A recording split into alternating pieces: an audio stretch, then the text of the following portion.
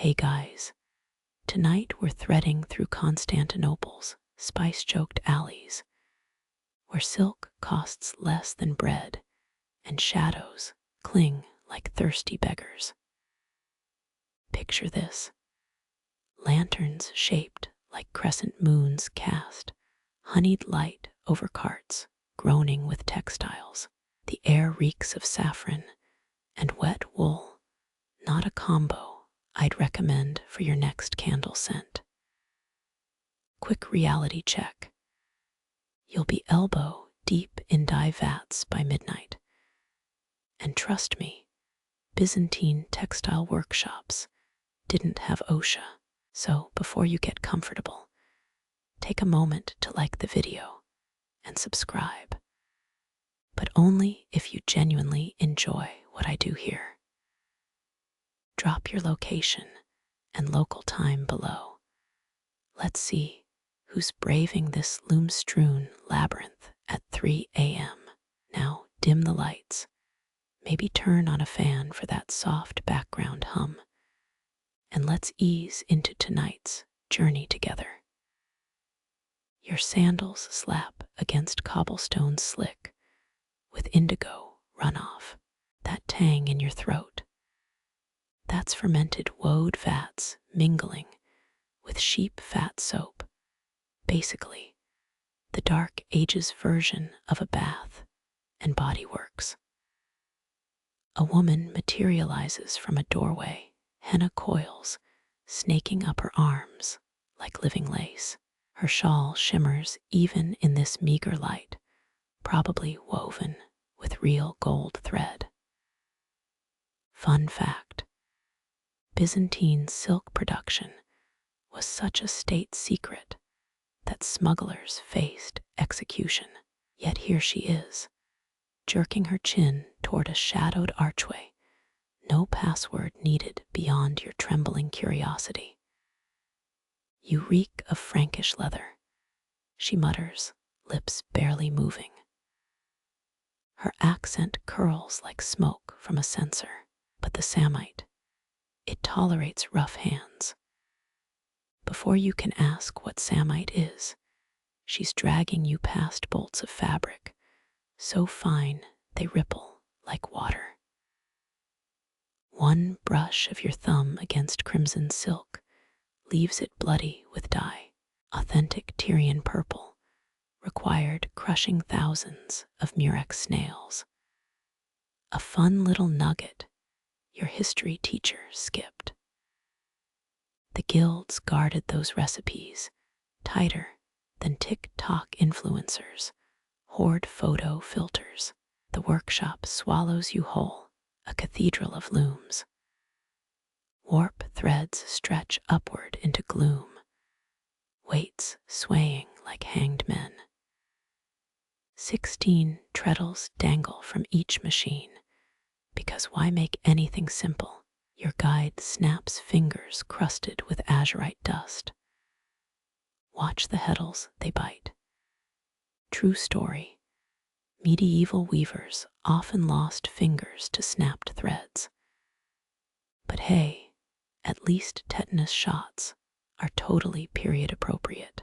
A child shoves a clay cup into your hand, smells like licorice and regret.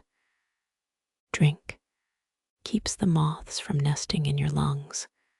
You hesitate. She rolls eyes darker than squid ink. What you think the Luftwaffe invented nerve agents? Swallow. The brew burns like swallowed sunlight. Historians still argue whether Byzantine silk guilds used hallucinogens in their dyes. But right now, the walls are definitely breathing. Something hums beneath your feet. Not machinery, a low, droning chorus. 40 women sit cross-legged, spinning by firelight. Their spindles whir like angry hornets. One glances up, her pupils reflect the flames twice over.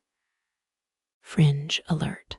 Some accounts claim certain weavers could spin thread from their own hair.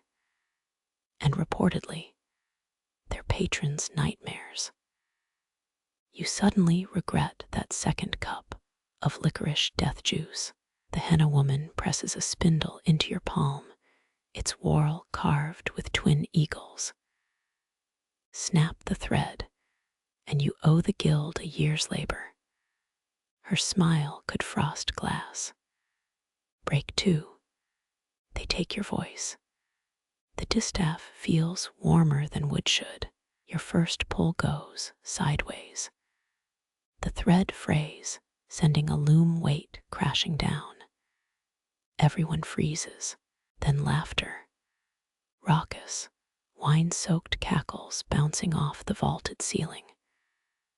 A weaver wheezes, Frankish dog dances with the warp. Even your tormentor grins, teeth glinting, again. And try not to embarrass your ancestors. Reportedly, Anastasius I taxed silk so heavily that nobles wore painted linen instead.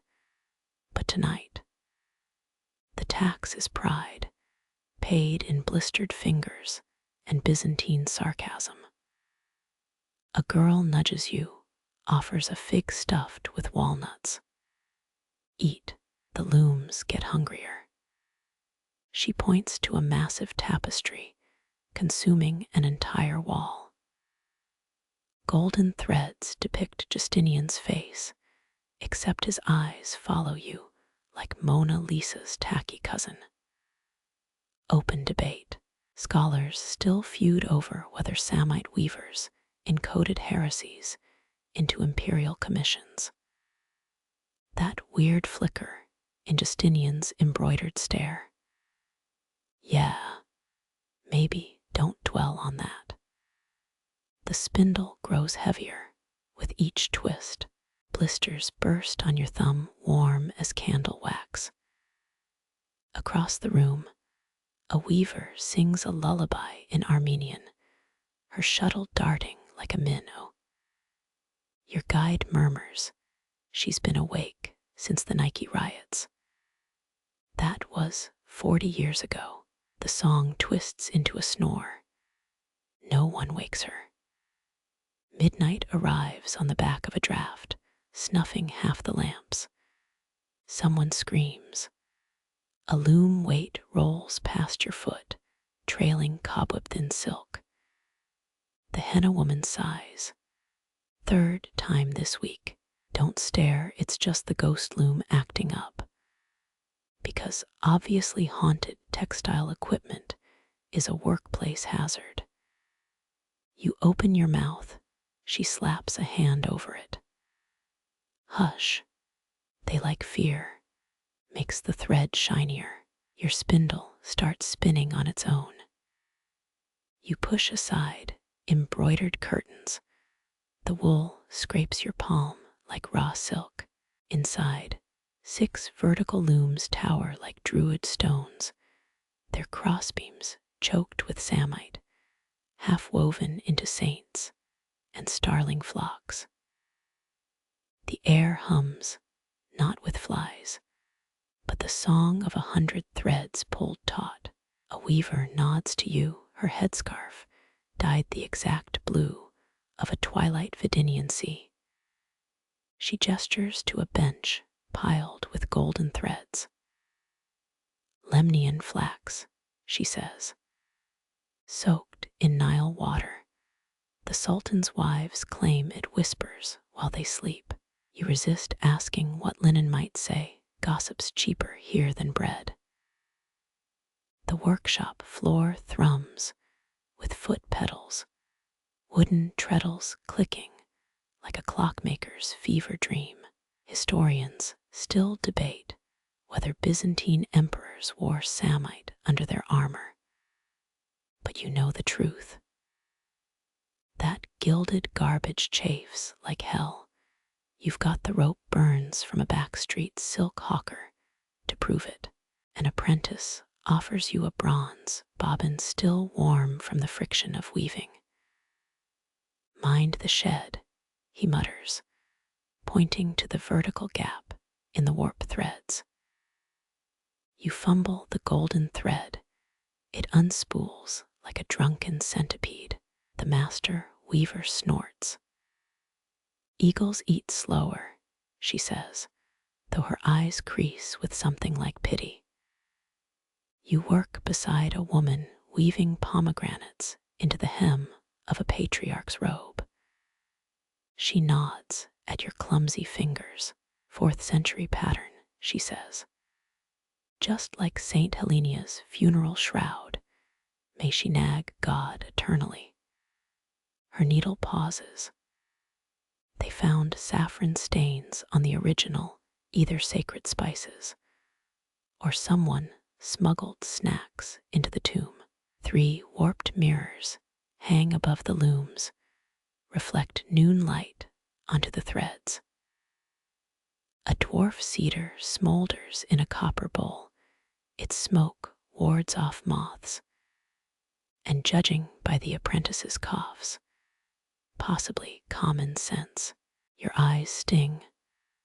But the Samite drinks the haze like wine, emerging glossier with each pass.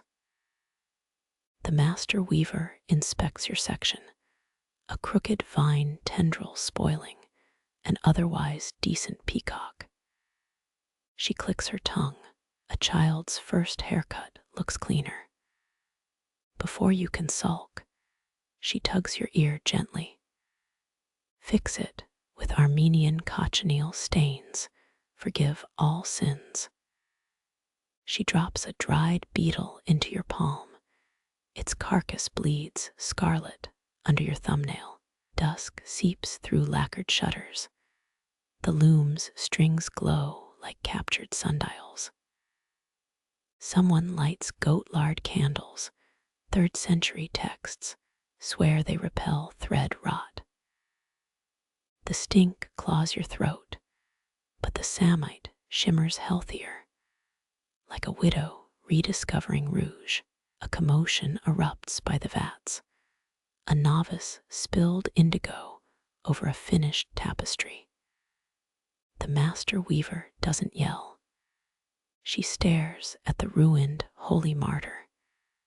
Congratulations, she says. You've invented baptism. The room exhales, then snickers into their spindles. They let you keep a flawed scrap, silver threads fraying at the edges. You fold it into your sleeve. Somewhere beneath Constantinople, a silkworm gnaws mulberry leaves patient as a monk copying psalms. The Samite thrums against your wrist, alive, hungry, already dreaming of its next skin. The alley's shadow swallows you whole until a cough cuts the dark. An old woman blocks your path, skeleton thin, her veil yellowed like forgotten parchment. She thrusts a spindle into your hands, its whorl etched with twin eagles mid-swoop. Spin, she rasps. But snap the thread, and the city forgets your name by dawn. The spindle weighs more than stone Byzantine diplomats once traded Samite bolts for Frankish swords. But this feels like bartering with a ghost. Her thumb brushes your wrist. A callus catches on your pulse. They buried noblewomen with spindles in Thrace, she says. Fools. Tools outlive their masters. Her breath smells of boiled thistles and something older ash, maybe, or dried ink. You kneel on cobbles still warm from the day's sun. The wool slips through your fingers coarse as unwashed fleece. Nothing like the Sultan's whispery Lemnian flax. Historians still argue whether midnight spinning was sacred ritual or just guilds hoarding overtime secrets. The spindle wobbles, its eagles seem to glare. Sweat slicks your palm. Faster, the crone hisses. The moon won't nurse your incompetence. Thread gathers on the shaft, uneven lumps, like a caterpillar joint sickness. A joke dies in your throat 7 generations back. Your mother's mother's mother probably did this same chore, minus the death threats and avian carvings. A night watchman's horn blares 3 streets over you flinch. The thread quivers, but holds. The crone cackles. Good. Fear keeps fibers honest. Her shawl slips, revealing a collarbone tattooed with Hittite numerals. You've seen those symbols in forbidden codexes, and once scrawled on a gambling den's privy wall. The spindle dips, its tip scratches a half circle into the cobbles. Sparks flare. For a heartbeat, the ground glows like the lychian workshop's mirrors. The crone stamps her foot. Careful. That's not stone. It's Paul the Silentiary's floor tile. Stole it myself after the Nika riots. You peer closer, the cobble shows a chipped mosaic dolphin. Fringe scholars insist Justinian's court poet moonlighted as a bathhouse architect. Here's your proof, buried under street sludge. Thread thickens under your touch, pliant now, almost eager. The crone mutters an Aramaic rhyme even your grandfather's ghost forgot. Your scrap of flawed Samite twitches in your sleeve, drawn to the spindle's rotations like a compass needle. The crone notices. Her smile shows 3 teeth. Ah, you've met the hungry cloth. Wind riffles the alley oil lamp's gutter. Shadows thicken into shapes. A loom's skeleton, a half-woven wolf, a girl drowning in silk. The thread in your hands hums 2 notes, dissonant. The crone grabs your chin. Ignore the visions. Spin, or become them. Muscles scream. Your thumb bleeds where the wool bites.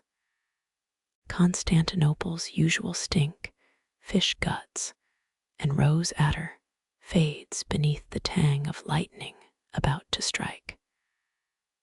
The spindle's whorl grows hot. Eagles glow like live coals. Dogs howl in the distance, no, not dogs. Women keening. The thread trembles taut as a bowstring. You brace for the snap, then release. The spindle stills. Silence. The crone examines your work, a thread uneven as a drunkard's signature. She sniffs. Adequate.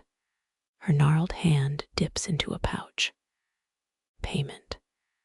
She slaps a scrap of felt into your palm, embossed with a double-headed eagle. Show this when the burner comes. It'll want more than your flax-spinning hands.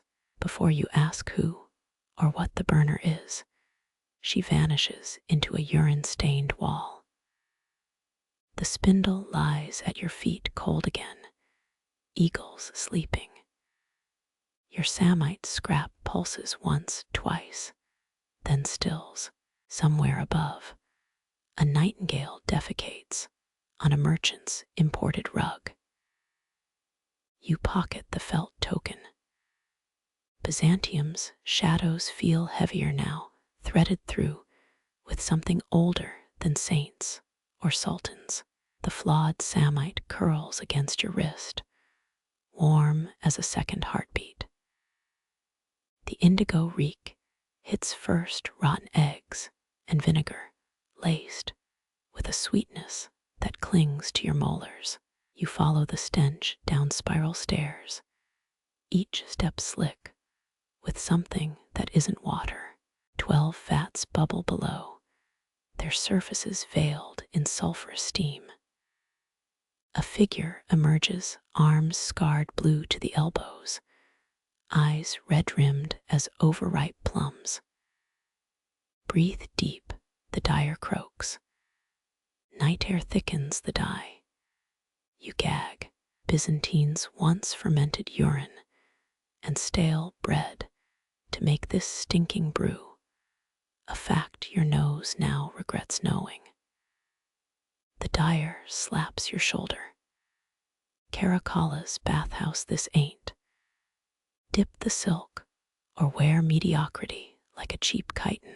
Raw silk slithers through your fingers. Historians still argue whether these vats were consecrated as holy fonts or just gild alibis for dodging tax collectors. The dyer loops a leather strap around your wrist, his touch fever hot. 3 dunks. No prayers, no blinking. You plunge the cloth. Bubbles boil upward, pattering like 1,000 tiny coughs. Fringe archivists swear some vats hold Struma River, stones pilfered from Bulgaria, pockmarked rocks that hum when dyes peak. This one's silent, but the liquid seethes, alive. The dyer leans close. Feel the tremor, old indigo dug from Assyrian graves. Steals secrets from whatever it touches. Sweat drips off your chin. Steam curls into shapes, a stag's antlers, a serpent mid-strike, a loom strung with human hair. The dyer snaps his fingers. Focus, blues don't lie. Your palms prune. The 3rd dunk stains your nails violet for 7 lifetimes, or so tavern lore warns. A crash overhead. Laughter echoes, apprentices dumping spoiled madder root. The dyer grunts. Ignore the brats. They'll end up coloring funeral shrouds if they're lucky. He squints at your silk. Tusk, weak saturation. You spin that thread with limp wrists. You glare. He laughs, a sound like grinding millstones. Try goat gut glue next time. Stabilizes inferior fibers. The helpful tip reeks of sabotage. Diplomats from Serica once smuggled glue-borne silk into palace markets until an empress's sleeve dissolved at a banquet. Midnight bells toll. The vats hiss in unison, dissonant as a mistuned lyre. The dyer yanks your strap. Final dip, make it sing. You submerge the cloth. The air crackles, ozone sharpness cutting through the stench. When you lift it, the silk drips not indigo, but liquid shadow. Ah, the dyer whispers, the true shade. He blows across the fabric, the surface ripples, reflecting star maps older than Constantinople. Controversial mosaics under the hippodrome show similar patterns, charioteers racing constellations. Your spine prickles. The dyer peels off his gloves. Now, your oath. You hesitate. He grips your stained wrist. Swear never to reveal whose bones blued this vat. Your tongue feels heavy. Whose? A child's laugh trickles from the ceiling. The dyer freezes. Forget graves. Swear. Or the color fades to gutter mud. You mutter the vow. He severs the strap with a rusted blade. Go, before the burner smells fresh pigment. Climbing the stairs, you slip. Your palm slaps the indigo-slimed wall, it pulses, hot as a fresh scar. The laughter follows you into the street. Your sodden silk drips onto the cobbles, each drop hissing where it lands. A cat yowls. You walk faster. In the harbor of Theodosius, moonlight transforms the fabric, midnight blue now, threaded with silver like veins in Rohetcher marble. You'd admire it longer, but the stench clings to your nostrils. Pro tip: imperial dyers chewed mint during shifts. You've got only the memory of last week's garlic stew to mask the reek. A drunk staggers past. Careful, he slurs. That blue's cursed died with Matthias the Mad's tears. You shrug. Everything here's cursed by noon and blessed by dusk. Still, when the cloth brushes a street lamp, the flame gutters. And for a heartbeat, you see the dyer's face in the soot. Wings rustle above. Not bats, shuttles maybe, or something thinner. Your pocket grows warm. The burner's token pulses like a live ember. Across the golden horn, a loom's heartbeat thrums through the brine-soaked air. The sisters' workshop reeks of molten beeswax and cedar, resin, a welcome change from indigo's eggy rot. 3 looms dominate the room, their frames carved with peacocks devouring snakes. The eldest sister paces, her sandals slapping time with the warp's creak. 18 rows off, she snaps. The peonies became pomegranates halfway through the border. The youngest huffs. You counted wrong again. Everyone knows Samian silk shrinks a thumb's width per yard when dyed. She stabs a finger at the torn sample. Historians still argue whether Byzantine patterns encoded messages, map coordinates, heresies, recipes for garum. You squint. To you, it just looks like a flower threw up on a sunbeam. The middle sister sighs, the diplomatic one. Her tunic's hem shows 9 stitches you've never seen. The tension snapped because someone used Rhodian wool for heddle strings. She glares at the youngest. Again, a loom weight shaped like a dormouse clatters to the floor. Constantinople's silk guild mandated lead weights, but rebels cast theirs in animal forms. This mouse's eyes gleam with stolen garnets. The eldest kicks it aside. Find the fault line, or the gears seize at dawn. You kneel. The silk whispers against your indigo-stained palms, still faintly sulphurous. Each thread glints with the burner's eerie blue. The youngest offers a loop. They say Justinian's wife smuggled silkworms in her headdress. Not sure I'd let bugs nest in my hair for empire. The middle sister snorts. Please. Monks hid eggs in their prayer staffs, hollowed them out like focus. The eldest barks. You trace the pattern, a labyrinth of lotus buds. One bobbin dangles wrong. A single crimson thread snakes through gold. The middle sister catches your gaze. There, the devil's stitch. The youngest groans. Not that superstition again. Father said father choked on a fig before finishing that sentence. The eldest yanks the faulty thread. The loom shudders. Wood groans. Some claim cursed looms sang hymns before collapsing in 602 CE. But those records burned with the Greens faction. The middle sister hands you tweezers. Ease it out. If the tension's off by a hair, she mimes an explosion. Cedar oil smears your wrist as you pluck the crimson strand. Silk sighs, relieved or resentful. You can't tell. The youngest mutters, could have been worse. Aunt Calliope's loom once spat out a tapestry of Emperor Maurice's execution. Took 6 priests to exorcise that. Above, rafters creak. The dormouse weight rolls back to your foot.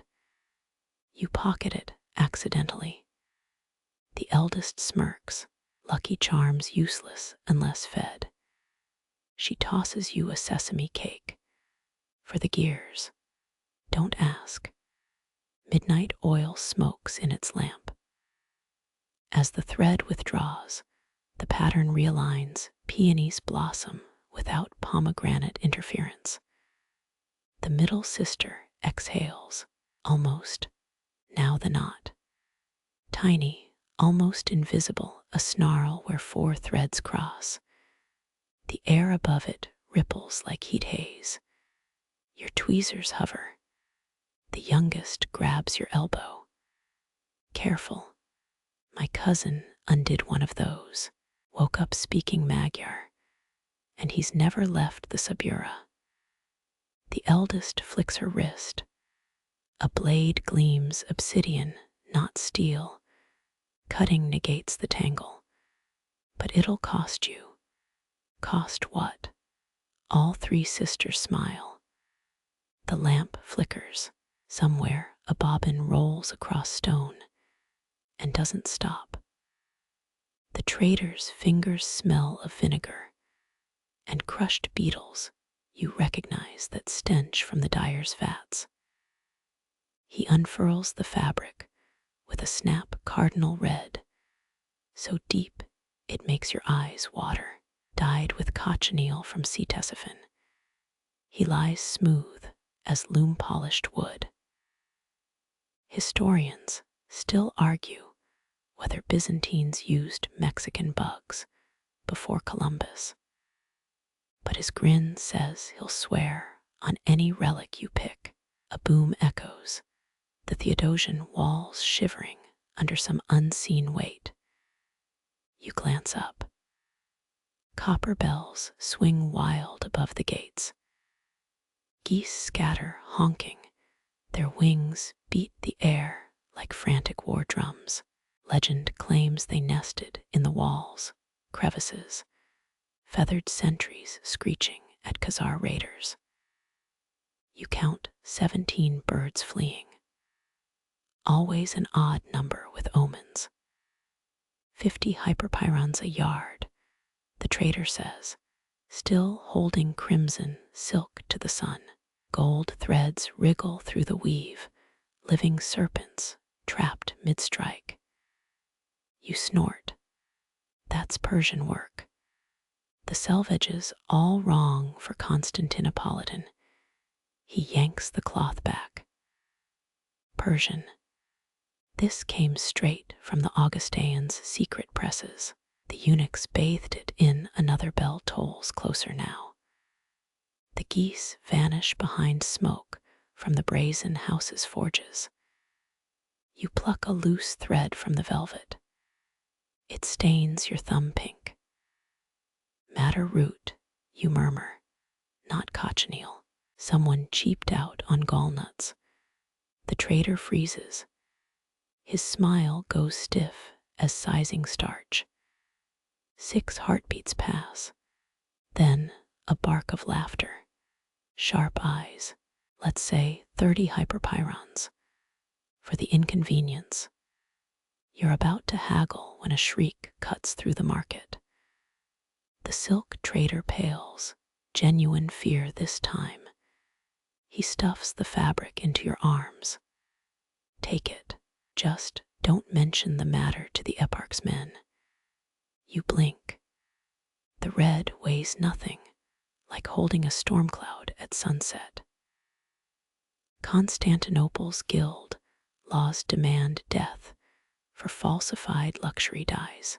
You turn to ask why he's risking it, but he's already gone. Only a bronze thimble spins on the cobbles where he stood. The bells crescendo.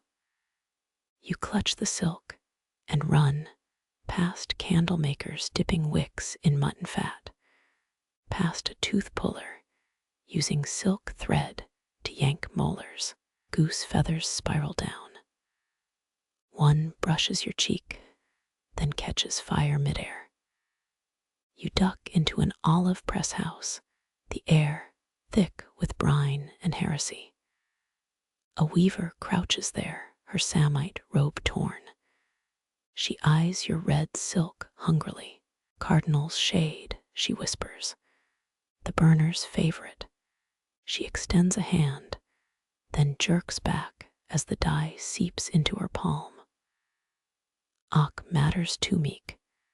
Should have held out for Kermes. You glance at the glowing stain. Matter fades faster than blood. She laughs, a wet, rattling sound. Everything fades here, except the walls and the debt. Outside, armored boots clatter. The press house owner hisses, silk scum out. Want the soldiers burning my oils. You dart into an alley, straight into a procession of monks, carrying something glass and squirming. The lead cleric glares. His stole bears the same red as your stolen silk.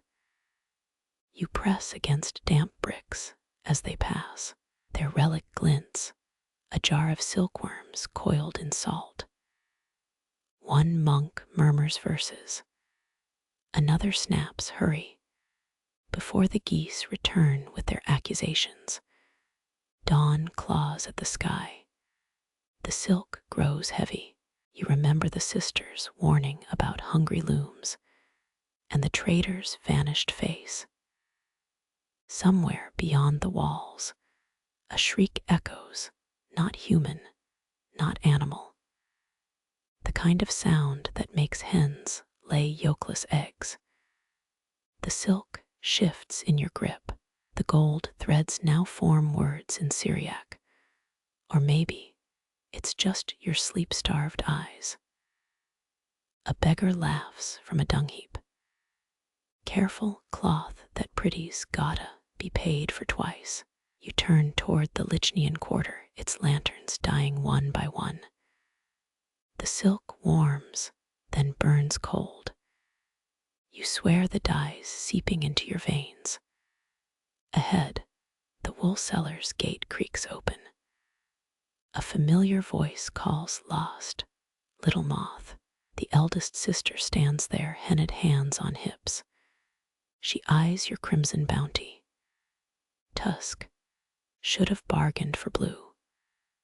Reds attract the wrong kind of attention. Before you ask what kind, wings roar overhead. Not geese this time. Something larger, something the color of bad wine. The sister yanks you into her shop. Hurry. Dawns when unfinished fabrics wail loudest. She bolts the door. Your stolen silk slithers to the floor and starts crawling toward the looms. The stolen silk writhes like a gutted serpent, its gold threads hissing against the floor tiles. The sister kicks it toward a stone-weighted loom. Tie it down before it imprints on people's eyes. You lunge, fingers slipping on the madder-dyed fabric. Historians note Byzantine weavers used stone weights heavier than sin. And now you know why. Your shoulders scream as you anchor the thrashing silk, each granite disc colder than a judge's verdict. A child's hand appears, dirt-caked fingers offering dried figs. Eat, she mumbles. Looms hungrier than the burner tonight. The fruit tastes of dust and stolen sunlight. You chew. She stares at the squirming silk. That one wants to be a shroud, but the web's craving chariot covers instead. Chariot covers. For the hippodrome's ghost races. Can't you hear the hooves? You listen. Only the creak of weights and your own heartbeat. The child shrugs. Figures. Grown-ups never hear the good omens. The sister barks orders. Tension. The warp's slacker than a drunkard's grin. You adjust the rods, raw silk threads humming as they stretch. The stolen textile calms, but pulses faintly, like something breathing under a burial cloth. The weights dig into your palms. Records claim some bore curse marks against envious neighbors, but these just smell of old sesame oil and sweat. A boy scuttles in, dumping fresh bobbins into a cedar chest. Eparch's men are searching workshops, he pants. They found the dyer who faked Tyrian purple with murex mucus. The sister curses. You glance at your guilty silk. Don't flinch, she hisses. They'll sense doubt like dogs smell rot. Hours blur. The loom devours yards of crimson. Your mind drifts to Persian wedding veils, Khazar saddle blankets, anything but the ache in your wrists. The child tugs your sleeve. It's nibbling again. What? She points. The warp threads glisten beads of honey oozing from the fibers. The sister groans. Not the hive tax again. She scrapes the honey into a clay pot. Priestesses take half, the rest greases the shuttle. You dip a finger, it's sweet, until bitterness claws your throat. The child giggles. Bees remember every flower they've kissed, even the poisonous ones. Outside, boots stomp. The sister stuffs you into a tapestry-covered alcove. Breathe through your mouth. Their inspector's a stickler for bergamot accents. Soldiers barge in armor reeking of rancid mutton fat. Their leader pokes the crimson Samite, this shade approved by the Dickonican office. The sister curtsies, blessed by the patriarch himself. He leans closer. Funny. Smells like Anatolian madder, not kermes. Sinuses clayed by incense, kyrios. A hazard of piety. The soldier snorts, but tosses a coin onto the loom. For your tone. Now any unlicensed dyers here. Only the ghosts of last season's failures. They leave. The child pulls you out. He missed the honey and the spider. What spider? She points. A black arachnid crouches in the warp, its silk gleaming silver against red. The sister sighs. Leave it. House spiders bring contracts, garden ones warn of betrayal. You eye the creature. Scholars still bicker if Byzantines bred spiders for silk. But this one's weaving a tiny, perfect chiro. Dawn nears. The loom's appetite wanes, each stone weight now feeling like a dying star. The child rests her head on your aching shoulder. Almost done, she yawns.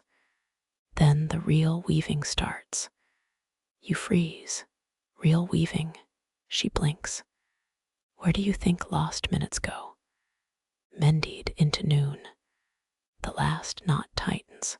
The sister severs the cloth with bronze shears, its cry like a gutted lute string. She folds the Samite, but pauses. A handprint stains the corner your blistered fingers, etched in honey and madder. The child frowns. They'll charge you for that. A horn sounds. The sister shoves you toward a dye-stained grate. Go. Tell the next fool to bring indigo. Reds draw too many teeth around here. You crawl into the sewer, the honey aftertaste turning to salt. Above, The child whispers through the iron slats, "Next time, bring figs." The web prefers bribes to bravery. Water tugs at your knees. Something glows ahead, unspun silk, floating on the fetid tide. It clings to your wrist, whispering of unfinished patterns. The canal's glow clings like wet spider silk as you wade toward a ragged grate. Pushing through, you tumble into a courtyard where almond blossoms rot unharvested. A blind woman spins thread by moonlight, her wheels squeal rhythmic as a dying man's breath. "Sit," she says without turning. That sewage stink won't impress the eunuch's new groom. Her fingers pluck at your damp sleeve, finding the honey-stained handprint. She tusks. "Caught mid-theft, were you? Just like Earl Harold's men in Circland." You freeze. Historians agree Byzantine silk bribed Vikings to sack enemies. But she smirks. "Relax. I won't snitch to the Varangians. Their beards stink of stale mead." She gestures to a stool. "Hand me that wool, the undyed bundle, unless you want tonight's errors woven permanent." You obey. Her spindle whirs, twisting fleece into yarn, thin as regret. They say silkworms starved themselves when Justinian's men stole their eggs from China, but truth stickier. The worms sang. Eunuchs fed them mulberry leaves, dipped in psalm verses. A moth lands on your wrist, its wings patterned like a miniature map of Trebizond. The spinner flicks it away. Careful. Their dust drinks memories. "Found one in my shoe once, forgot my own name for a week." Her laugh rasps like rusted shears. She leans close, milky eyes reflecting the moon. Ever hear how silk predicted the Battle of Manzikert? Larvae refused to spin. When the Sultan took the city, they erupted into golden cocoons overnight. Omen or indigestion, scholars still bicker. The yarn snaps. She reattaches it with a knot that looks suspiciously like the Arabic numeral for 5. Most threads are liars. They'll claim they're from Siricone workshops, but check the weft. Imperial silk always hides 3 hairs from the emperor's favorite mule. You flinch as the wheel speeds up, spindle blurring into a silver halo. "My grandmother spun shrouds for the Toktamish horde," she murmurs.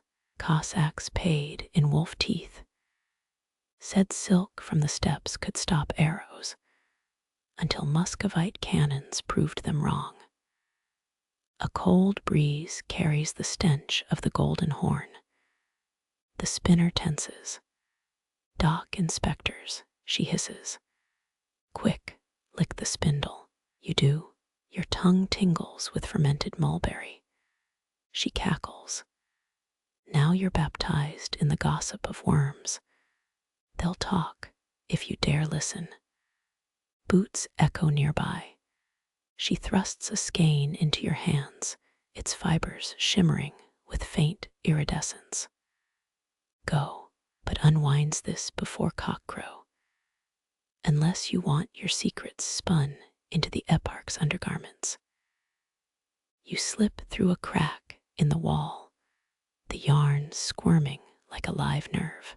Behind you, the spinner's voice fades into the rasp of her wheel. "Mind the moth dust, thief. Even silent threads have teeth." You stumble into a vaulted chamber, firelight glinting off 100 bronze needles. Before you, a tapestry spans the wall Samarkand, rendered in threads so precise you half expect caravans to trudge across the woolen dunes. A weaver adjusts pearls sewn as stars, her hands trembling. The patron arrives at matins. She hisses.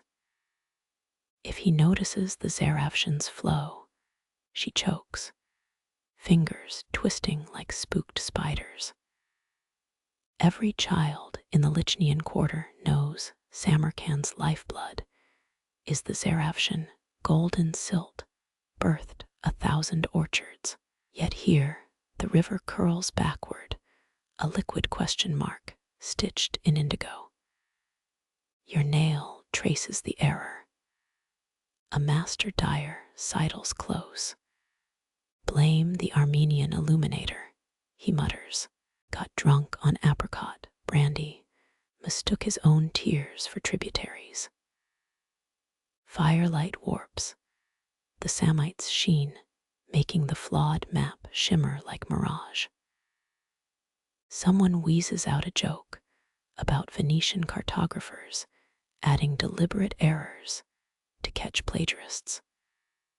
But the laughter dies when iron-shod boots clang outside. The workshop stills, a dozen looms frozen mid-click. Your eyes dart to the map's border. Tiny silver pins mark caravan routes, each crowned with moth wings instead of flags. Historians still argue whether reversed rivers were navigational traps for rivals or love notes from homesick craftsmen. You're betting your liver it's the former. A silk-clad delegate sweeps in his jade-tipped cane, poking at floor tiles. The keeper of waters requires proof of your fidelity. He unrolls a scroll with a flick. 16 paralytic guards loom behind him, their spears glinting. The head weaver bows her headscarf unraveling. Observe, esteemed one, every oasis, every pass. She gestures to the tapestry. Your gut tightens as the delegate leans in. He smells of ambergris and pomegranate soap, with undertones of executioner's sandalwood. His finger stabs at baccarat. Where's the road of mirrors? The weavers exhale, relief curdling the air. But then, his nail drags westward along the reversed Zaravshan. Odd, he murmurs. This bend reminds me of Emperor Theophilos's misadventures in Cilicia. He's toying with them. A bead of sweat plops onto the Samite, blooming into a dark chrysanthemum. The delegate's smirk says he'll take his payment in either coin or collarbones. Suddenly, a boy topples a bale of raw silk, the cloud-like mass engulfing the map. Clumsy rat, screeches the head weaver, but you notice her wink as the guards cough through floating fibers. She yanks a lever. The tapestry rolls up, swallowed by a hidden alcove. Its replacement unfurls, a flawless replica. Even the Zaravshan flows east. Apologies, illustrious one, she croons. Dust plays tricks in this light. The delegate squints, then shrugs. Adequate. He tosses a bulging purse that clinks with the greed of empires. When the door slams shut, the boy emerges from the silk pile, grinning through a curtain of unspun floss. The head weaver flicks his ear. Clever, but you're mucking the carding combs tonight. Dawn leaks through shutters as you retreat. Behind you, weavers bicker over the flawed original. Bury it, urges one. No, hang it in the Bezerhain, argues another. Let the oil fumes erase our shame. Their voices chase you into the ink-blue street, where a single pearl star winks mockingly from the gutter. The gutter's pearl star winks as you turn, its glow dwarfed by the Byzantine's old-freckled windows. You're not here for silk. The press house reeks of roasted sesame seeds, like God spilled a giant's trail mix. A lamplighter hooks a crescent moon onto an iron bracket, his beard hairs singed red from lifetime of drips. Trade brightens the dark, he croaks, eyeing your silver ring. Inside, stone mills groan, crushing seeds into rivers of amber sludge. Workers sluice the paste into hemp sacks, their forearms glistening like wet terracotta. You sidestep a puddle of linseed oil, stepping straight into Byzantine economics. The Byzantines supplied half the empire's lamp fuel, liquid sunlight, hoarded in clay amphorae.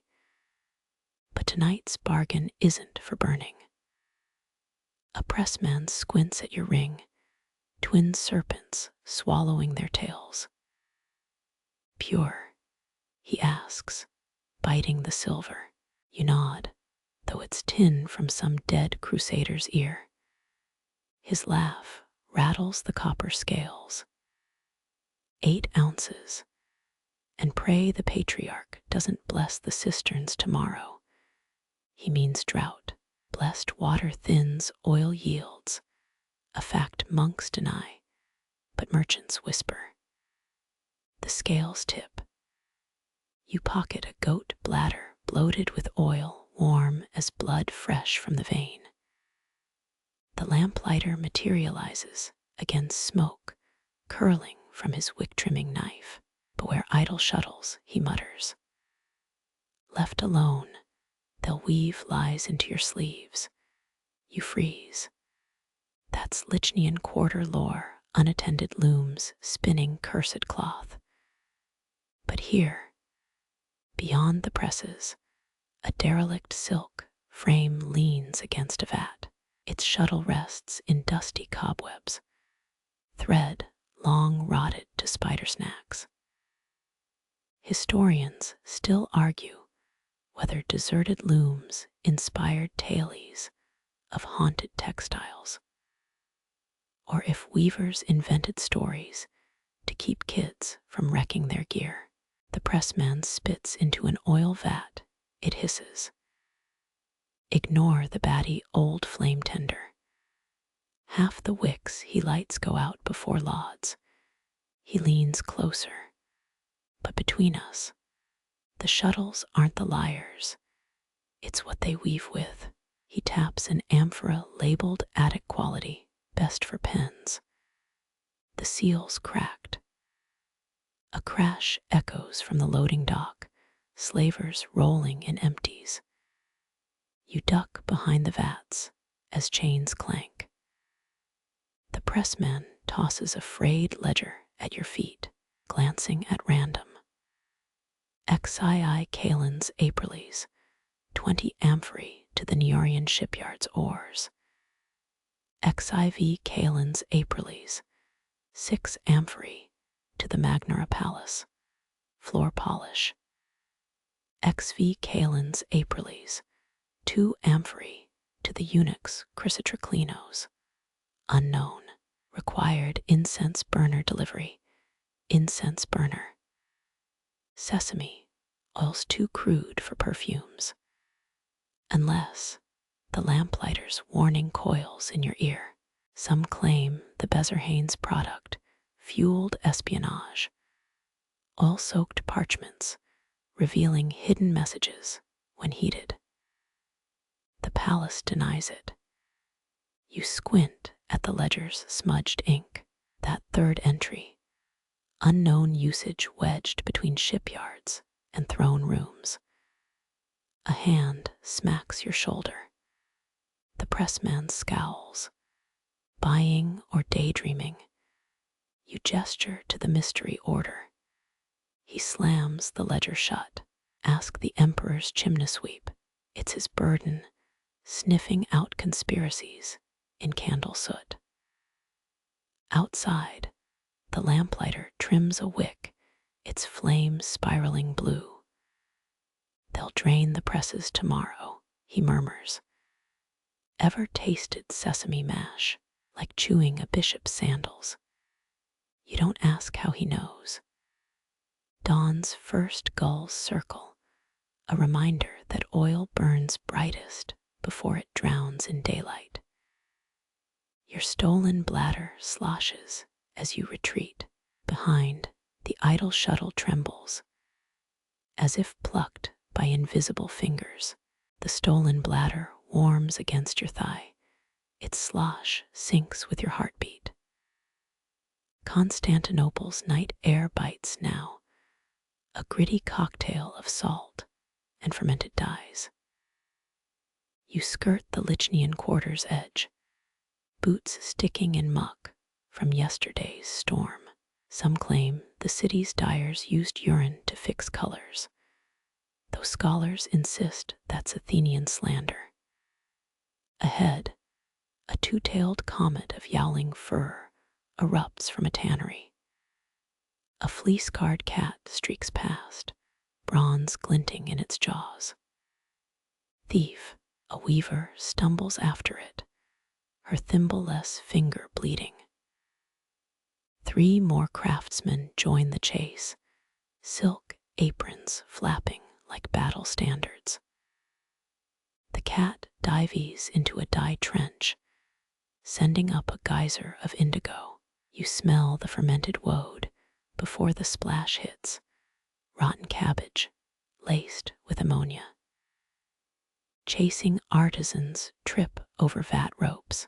One face splints into a puddle of pinkish sludge, madder root dye, prized for mimicking Tyrian purple at 1/10 the cost.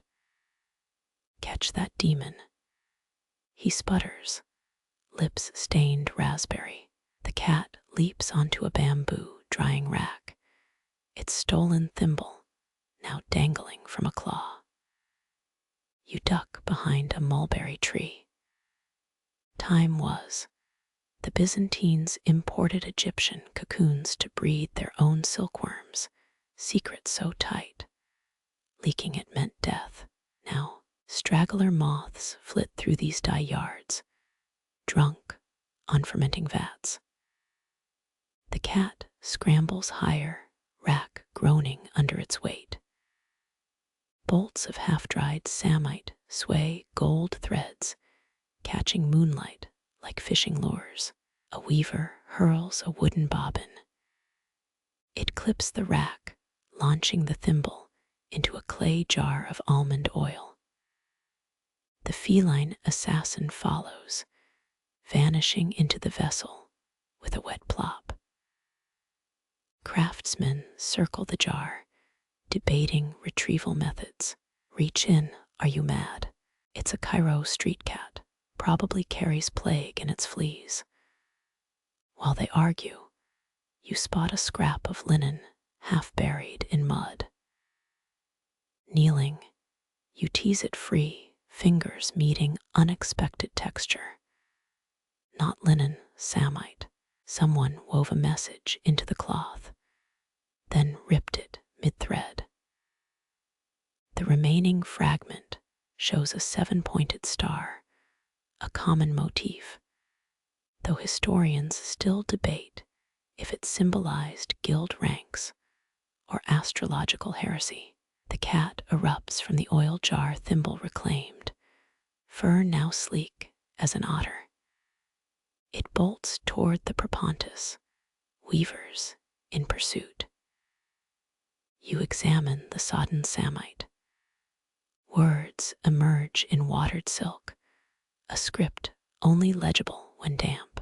Beg the guild daylight, trap in the cardo. The plea ends mid-stitch. Cardo Maximus, the city's spine road, where silk traders hawk wares under imperial scrutiny. You wring the fabric, but the message stays cryptic. Coincidence. The cat's path, thimble heist, oil dunk, coated cloth feels staged. You glance back at the quivering bamboo rack. A weaver's apprentice crouches beside you, ears peeled for masters. They say the dye pit saints speak through strays, she whispers, eyeing your Samite scrap. Her hands bear the telltale green stains of handling fresh woad. Feed a cat your troubles. It'll deliver them to the right ear. Or the wrong one, you counter. She grins, quick as a dropped needle. Exactly. Shouts erupt near the harbor. The cat's led its pursuers into a fishing net strung with cowbells. The apprentice presses a walnut into your palm for the road. They're lax about nut theft here. As she disappears into the tannery steam, you pocket both Samite and nut. The thimble thief's path loops back westward toward the silk markets. You follow, boots squelching with each step. Ahead, the severed threads of an unfinished ballad sway from a gutter, begging to be respun. Your boots slow outside a derelict workshop. Its door hangs by one hinge, breathing wood rot and stale sesame. The ghost-loom crouches in shadow, cobwebs strung between its beams like a spider's chessboard. Samite shivers in its shed, cloth so thin you see moonlight through the pattern. Historians still debate whether these dream looms were proto-loomjacks or just weavers hallucinating from walnut dye fumes. The eldest weaver steps beside you, crossing herself 3 times. Her breath smells of anise seeds, Byzantium's answer to toothpaste. That one's older than Justinian's silk monopoly, she mutters. You remember the tales, how smuggler monks hid silkworm eggs in hollow canes, breaking Persia's stranglehold on the trade. This loom seems to remember too. Its heddle rods click like disapproving teeth. She hands you a shuttle wound with spider silk thread. Feed it, her nod toward the loom, but only nightmares. It twists joy into knots. The shuttle's weight feels wrong, too light for walnut wood. You squint. It's carved from a single human femur. Stepping closer, you spot the warp threads. Not linen, not even silk. They glint like frozen breath. Your first toss sends the shuttle skittering left. It moves on its own, really drawing a silver trail across the shedding. The cloth emerging isn't fabric, it's memory. Your 5th birthday. The smell of burnt honey cakes. A sister's laugh, lost to pox at 7. Stop feeding it. The weaver slams the beater down, snapping the vision. She gestures to a clay jar by your foot. Use nightmares, the safe ones, desertion dreams, teeth falling out dreams. You blink. A fringe sect in Antioch, supposedly paid double for thorncloth, woven from remorse, though most scholars dismiss it as black market myth. The loom creaks louder. A tendril of Samite snakes towards your ankle. You jerk back, just as it remembers how to mimic human touch. Why keep it, you ask? The weaver spits onto the warp. Same reason they kept the Colossus after it fell. Some hungers outlive their feeders. She rubs green-stained fingers across the breastbone of the loom. I'll show you the trick. Her throws all wrist. The shuttle pirouettes sideways, weaving a scene of a Cappadocian battlefield. Dark humor blooms, legionnaires trampling their own standard, a horse lecturing on Lucretius. The loom purrs, drunk on absurd dread. See, feed it madness, it stays docile, but your eye catches the weft. Between nightmare stitches glows something tender, a shepherd's mourning hymn, half swallowed by the cloth. The loom jolts, splintering the reed. Threads lash your forearm, burning like salted wire. Told you, the weaver bandages your wrist with strips of turmeric-stained wool. One happy thought, and it turns feral. Outside, dawn plucks the horizon's harp strings. The loom stills, its cobwebs drooping.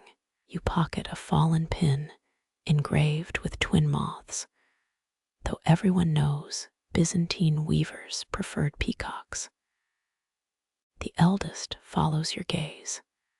Take it, but check your sleep for souvenirs.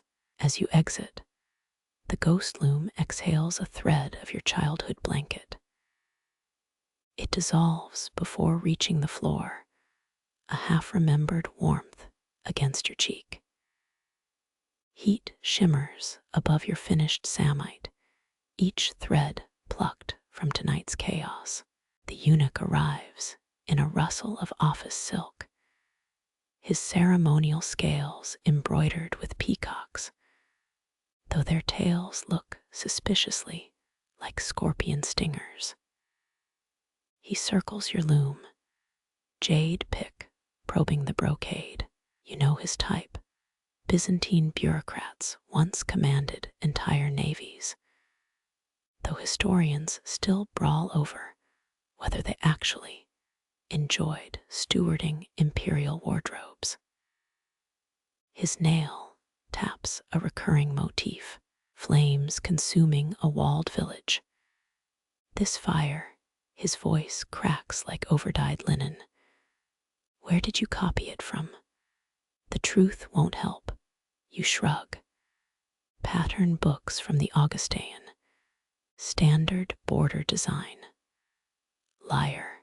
The pick digs deeper, revealing threads dyed with something rarer than Tyrian purple, faded crimson from Armenian cochineal beetles.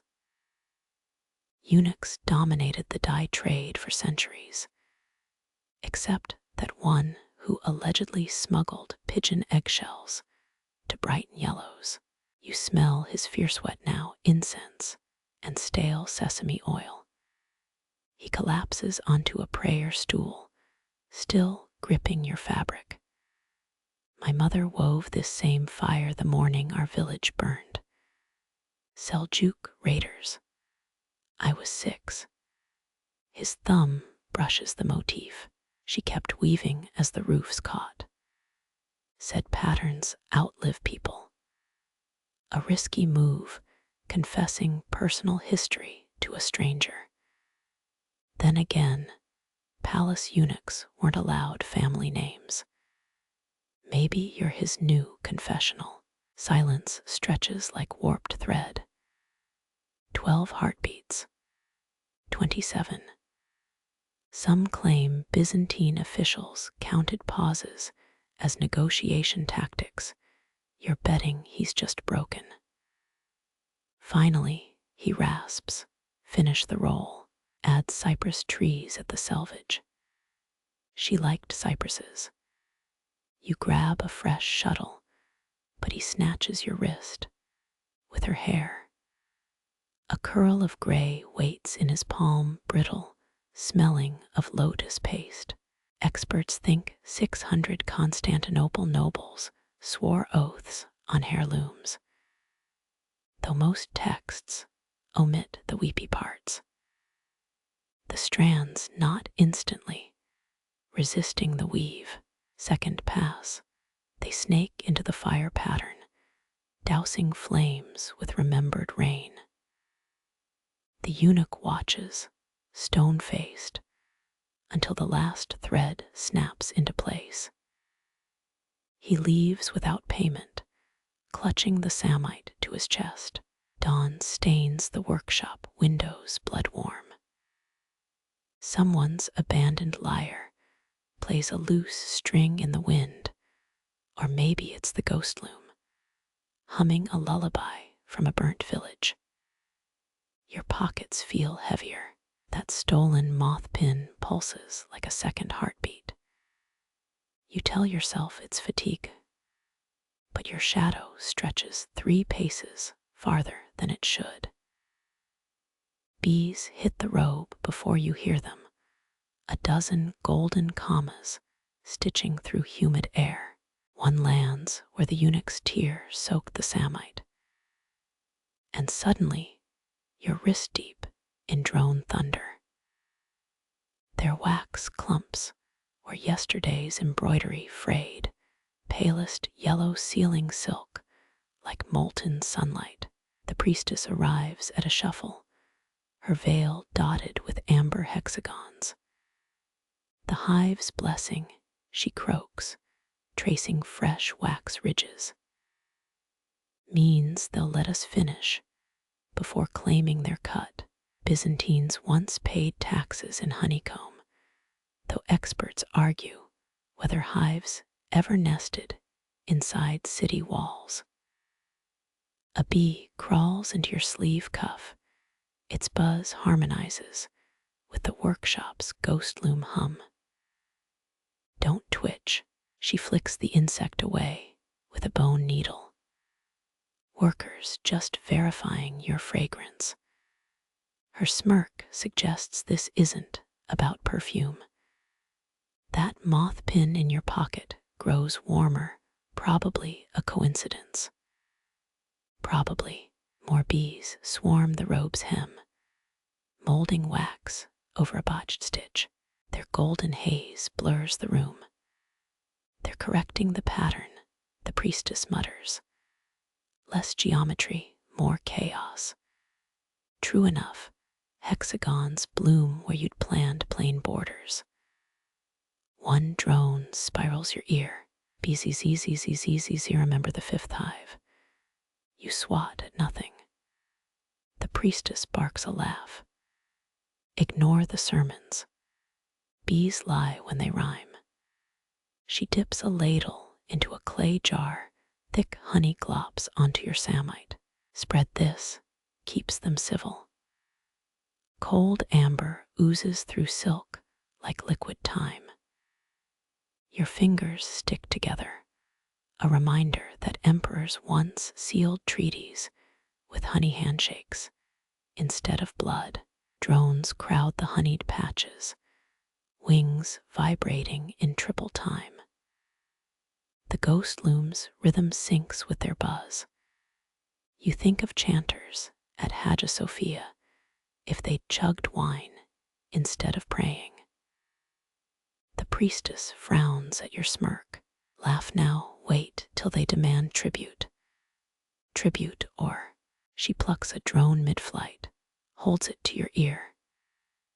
Its buzz sharpens into a word, yours.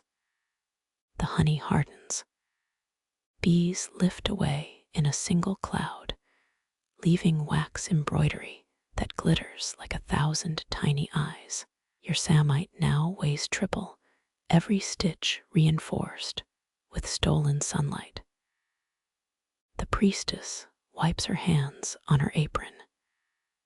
Pray they don't come back for seconds. Hives hate installment plans. Your shadow stretches toward the door, still 3 paces too long. A single bee follows it, trailing a thread of gold from your hem. You don't look back. Bees remember faces, and whatever's in your pocket just hummed approval. The snap hits like a sucker punch. A lyre strings death rattle echoing through the workshop. 3 musicians corner you, their robes stinking of sour wine and oud resin. Silk threads, the bald one demands. fingers tapping an impatient rhythm on his snapped instrument, not the cheap stuff, imperial stitch grade. You clutch your remaining spools. History whispers that Emperor Theophilos once sent Frankish King Charles the Bald a pipe organ with silk cords, thin as spider breath, but survival instincts scream louder. Every yard you surrender loosens the Samite's tension, that dragon scale pattern you fought all night to keep aligned. The kithara player steps closer, his breath reeks of garlic and desperation. Musicians gild pays in silver if we finish by lauds. His palm glints with a silicium coin minted under Michael III.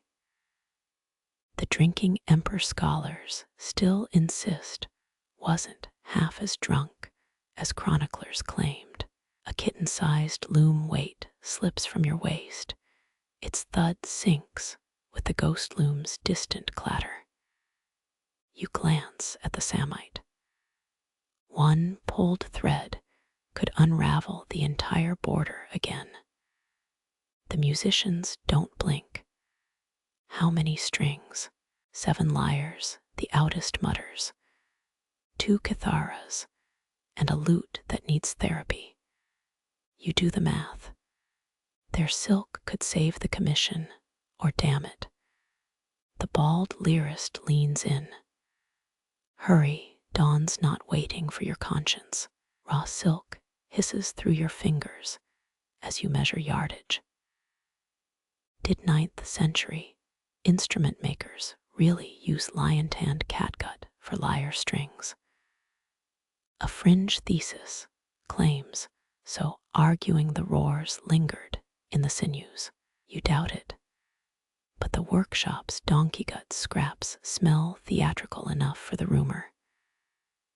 Threads snake across the workbench, each tied with the double hitch weavers call the widow's hesitation. The musicians fidget. That damn lute twangs a discordant note. Patience, you growl. Tell that to Patriarch Methodios, the outest snaps. He needs hymns for Sunday's Mass, ones that don't sound like strangled geese. You sacrifice the 3rd spool. The ghost loom's rhythm stutters, then accelerates. Coincidence? Byzantium's greatest unsolved mystery wasn't iconoclasm. It was why the Hagia Sophia's 842 repairs used enough silk to string 1,000 lyres. Historians still bicker whether it caused the Music Guild riots of 843. The bald musician snatches the threads. Not a word to the guildmaster, he hisses. Or we'll tell him who sabotaged the Adventus cloth. Their exit leaves the workshop colder. Your Samite droops where threads once pulled taut, a sagging jawline on what should have been an emperor's smile. The ghost loom laughs in broken warp tones.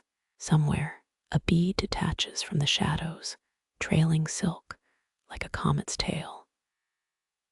The bee's silk streak vanishes into shadows, its hum replaced by sulfur stink.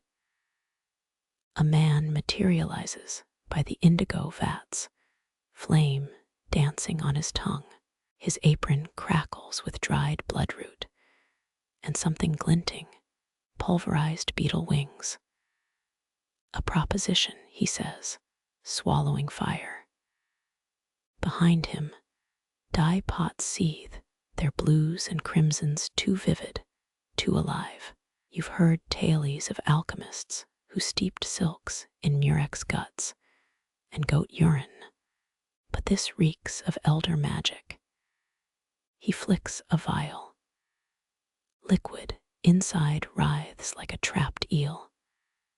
Imperishable hues colors that outlive empires, vermilion unchained from decay, indigo immune to sun bleach. The fire eater's grin widens. One lock of your hair roots intact. Your scalp prickles. Byzantine dyers once guarded Tyrian purple recipes closer than state secrets, executing spies with needles dipped in madder root toxin. But this taxidermy for color feels unholy. The vat's bubble syllables. Refuse. A snort escapes you. Hair's flammable. Saw a wig ignite at the hippodrome race's last. Cauterized strands. He interrupts. Treated with lunar-quenched steel. He unrolls a scarf. Its red screams. No cochineal insect ever bled that shade. It pulses. Breathes. Historians still argue whether the famed Porphyra workshops used human follicles to bind dyes. But none admit the samples raced away from their forceps. You grip shears. The ghost-loom's rhythm hitches, threads whispering don't. Yet that vermilion, it's the red of Theodosian bricks at sunset, of a bride's heel tattoo on her wedding bath. The red your Samite needs to outshine dawn. Snip. The alchemist yanks the curl, his flame sputtering green as it seals the cut ends. He drops the lock into his main vat. Liquid screams. Fibers writhe like mating serpents. When he lifts the tongs, the silk streaming from them glows with borrowed life, and your scalp aches where follicles once clung. Regrets a faster fade than vermilion, he purrs, pocketing payment. You reach for the transformed thread, it recoils. A memory stirs. That hippodrome wig fire wasn't an accident. The wearer had bargained with a flame swallower for hair that outshone rubies. They found her bald and smiling as the ashes settled. The workshop shudders. Your Samite drinks the new red thirsty. Across the room, the ghost loom falls silent, its shed stacked with cobwebs mimicking your stolen curl's shape. Somewhere, a vat gurgles. Told you, the crimson thread seethes, pulsing in time with that fresh scalp ache. You guide it through the loom's teeth, its warmth unnerving like threading a vein. Across the workshop, a novice gasps. Her needle slips, piercing her thumb. Blood beads on ivory Samite. She freezes. Byzantines prized unblemished textiles. Exporting flawed bolts meant lashes, or worse. But the master weaver strides over, snorts. Let it dry, she mutters. Frankish nobles pay triple for martyred cloth. Her grin reveals a dyed black tooth. A Saracen arrow once tore my earlobe mid-stitch, sold that sheet to a bishop as Jerusalem's true shroud. The blood spreads, forming a Rorschach stingray. Historians still argue whether Empress Theodora's famed wine-stained gown was actually miscast menstrual mordant. The novice whispers, will it rot the silk? Only if you're sorry, the master barks. Regrets acidic. That's why we drink. She tosses the girl a clay flask, reeks of fig brandy. You pluck your cursed vermilion thread. It burns cold. Nearby, a loom weight cracks. Webs strangle the broken halves. They say Cairo's linen weavers still leave one deliberate flaw per tapestry to trap the evil eye. But this, This feels volunteered. The bloodstain darkens, now a leech-shaped bruise. The master prods it. Good clot structure. Will pass it off as cranberry oxos dye. She winks. The patriarch's allergic to berries. He'll swell up pious. Night deepens. The vermilion thread starts singing, a nasal drone like a bee in a helmet. You weave faster. 6th century law demanded silk thieves get sewn into their stolen goods, a humid demise. Your shears gleam, dare you trim the bloody patch. The novice returns bandaged. She's unraveling a moth-eaten hem and humming. Her bloodstain now resembles a two-headed dove. They're bidding already, she murmurs. That Avar warlord's envoy keeps sniffing it. You glance toward the alchemists' abandoned vats. One bubbles lazily. A perfect smoke ring escapes. It smells of burnt hair. Your curl's absence throbs. Ghost-loom shudders, spitting cobwebs that inch toward the Blood-Weft. You drop a spindle to block their path. The wood blackens, then crumbles. Someone's weeping in the yarn storeroom. Ignore it. Dawn nears. The master weaver inspects your section, pauses at the scarlet thread. Gaudy, but the hemorrhage accents it. She flicks the dried blood. Double warp tomorrow. And for God's sake, wear gloves. As she walks away, the stain's edges twitch. Tiny fibers curl, reaching for her shadow. The vermilion hums louder. Somewhere, a vat belches. The novice giggles, dangling her bandaged hand over the ghost loom. Don't, you snap. Too late. A single blood drop falls. The loom inhales it, shudders, and resumes weaving air into something shimmering and voracious.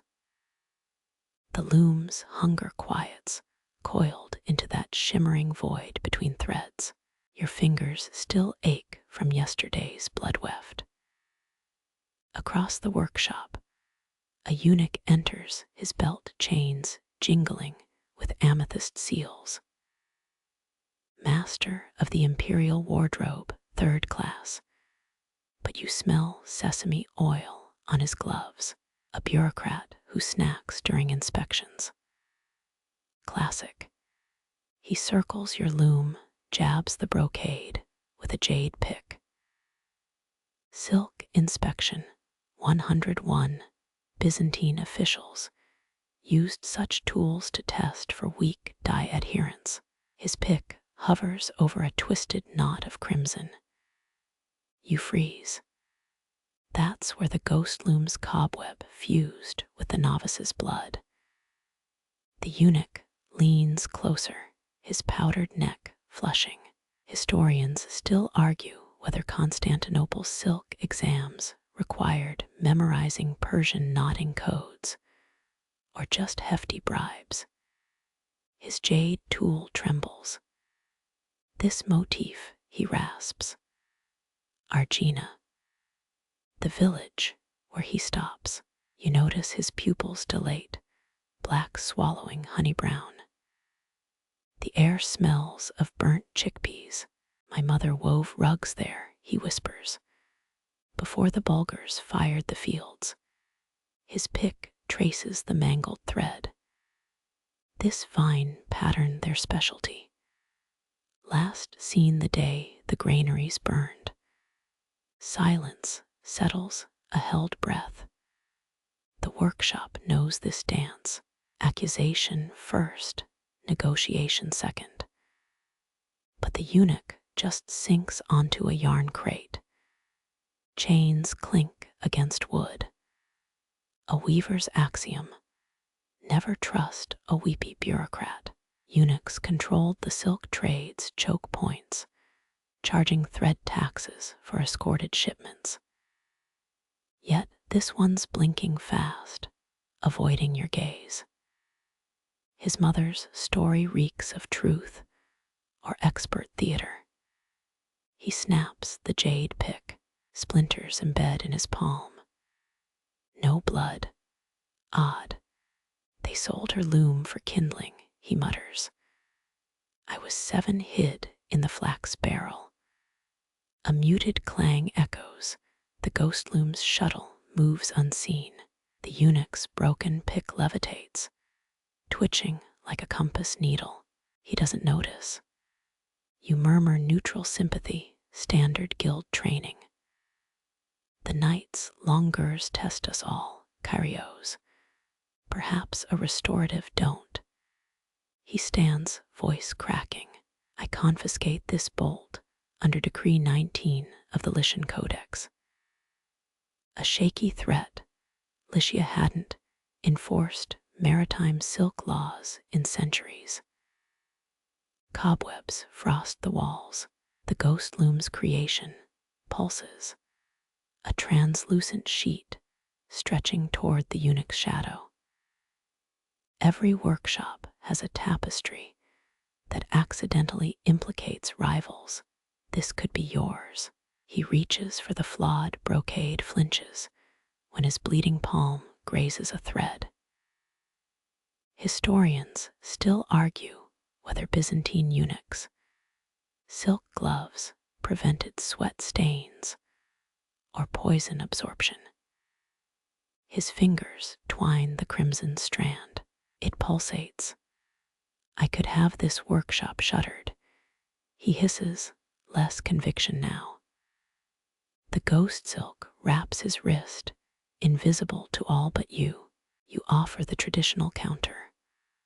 Or we could adjust the pattern. Nodding to his clenched fist. Add an Argena-style border free of charge. A gamble. The eunuch hesitates, his free hand inches toward his belt purse. The ghost silk climbs his elbow. With a donation to the weaver's widow's fund, naturally, you add. 80% of such donations bought peppercorns and decent wine. He exhales, shoulders slumping. The ghost silk releases him, a border yes, and burn the original motif. You snap your shears, symbolic gesture. The eunuch nods, too fast. As he turns to leave, the ghost loom spits out a single word woven in cobweb lyre. He pauses, touches his neck. For a heartbeat, his reflection in a dye vat shows different features, sharper nose, scarred lip. Then the ripples erase it. Come dawn, he says without turning. I'll send my man for the revised bolt. He departs trailing the scent of myrrh and wet wool. The ghost silk drifts after him, a revenant bridal train. The novice emerges, gnawing a fig. Think he's really Argena's lost boy. You examine the jade pick shards. One fragment glows faintly, etched with Phrygian numerals.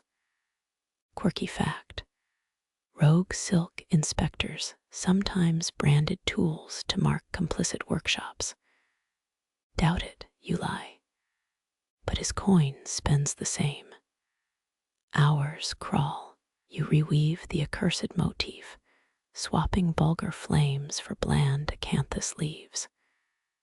The ghost loom sulks its creation, fraying at the edges. Near dawn, a slave boy arrives, reeking of stables. He hands you a scroll. My master's instructions, the ribbon tying it, Argena-style knotwork. Inside, a sketch of 3 pomegranates. The eunuch's seal glistens beneath, stamped in wax mixed with ashes. You toss the scroll into a brazier. It writhes, revealing hidden text as it burns. Keep the original pattern. double the Blood-Weft. Outside, a donkey brays, its saddlecloth embroidered with twin-headed doves. The workshop holds its breath. Some patrons crave beauty, others something hungrier. The hourglass slams onto your loom's edge, black sand, cascading like a miniature night storm. Timekeeper Cosmos glares, his beard dyed indigo from decades of sniffing vats. 13 turns remain, he grunts.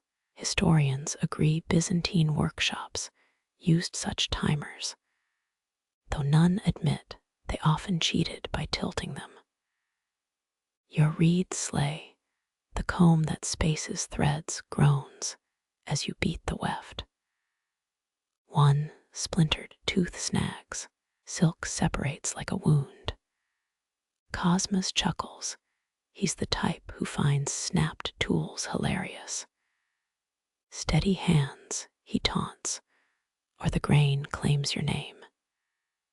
Grain meaning sand, or the wheat filling your overdue rent.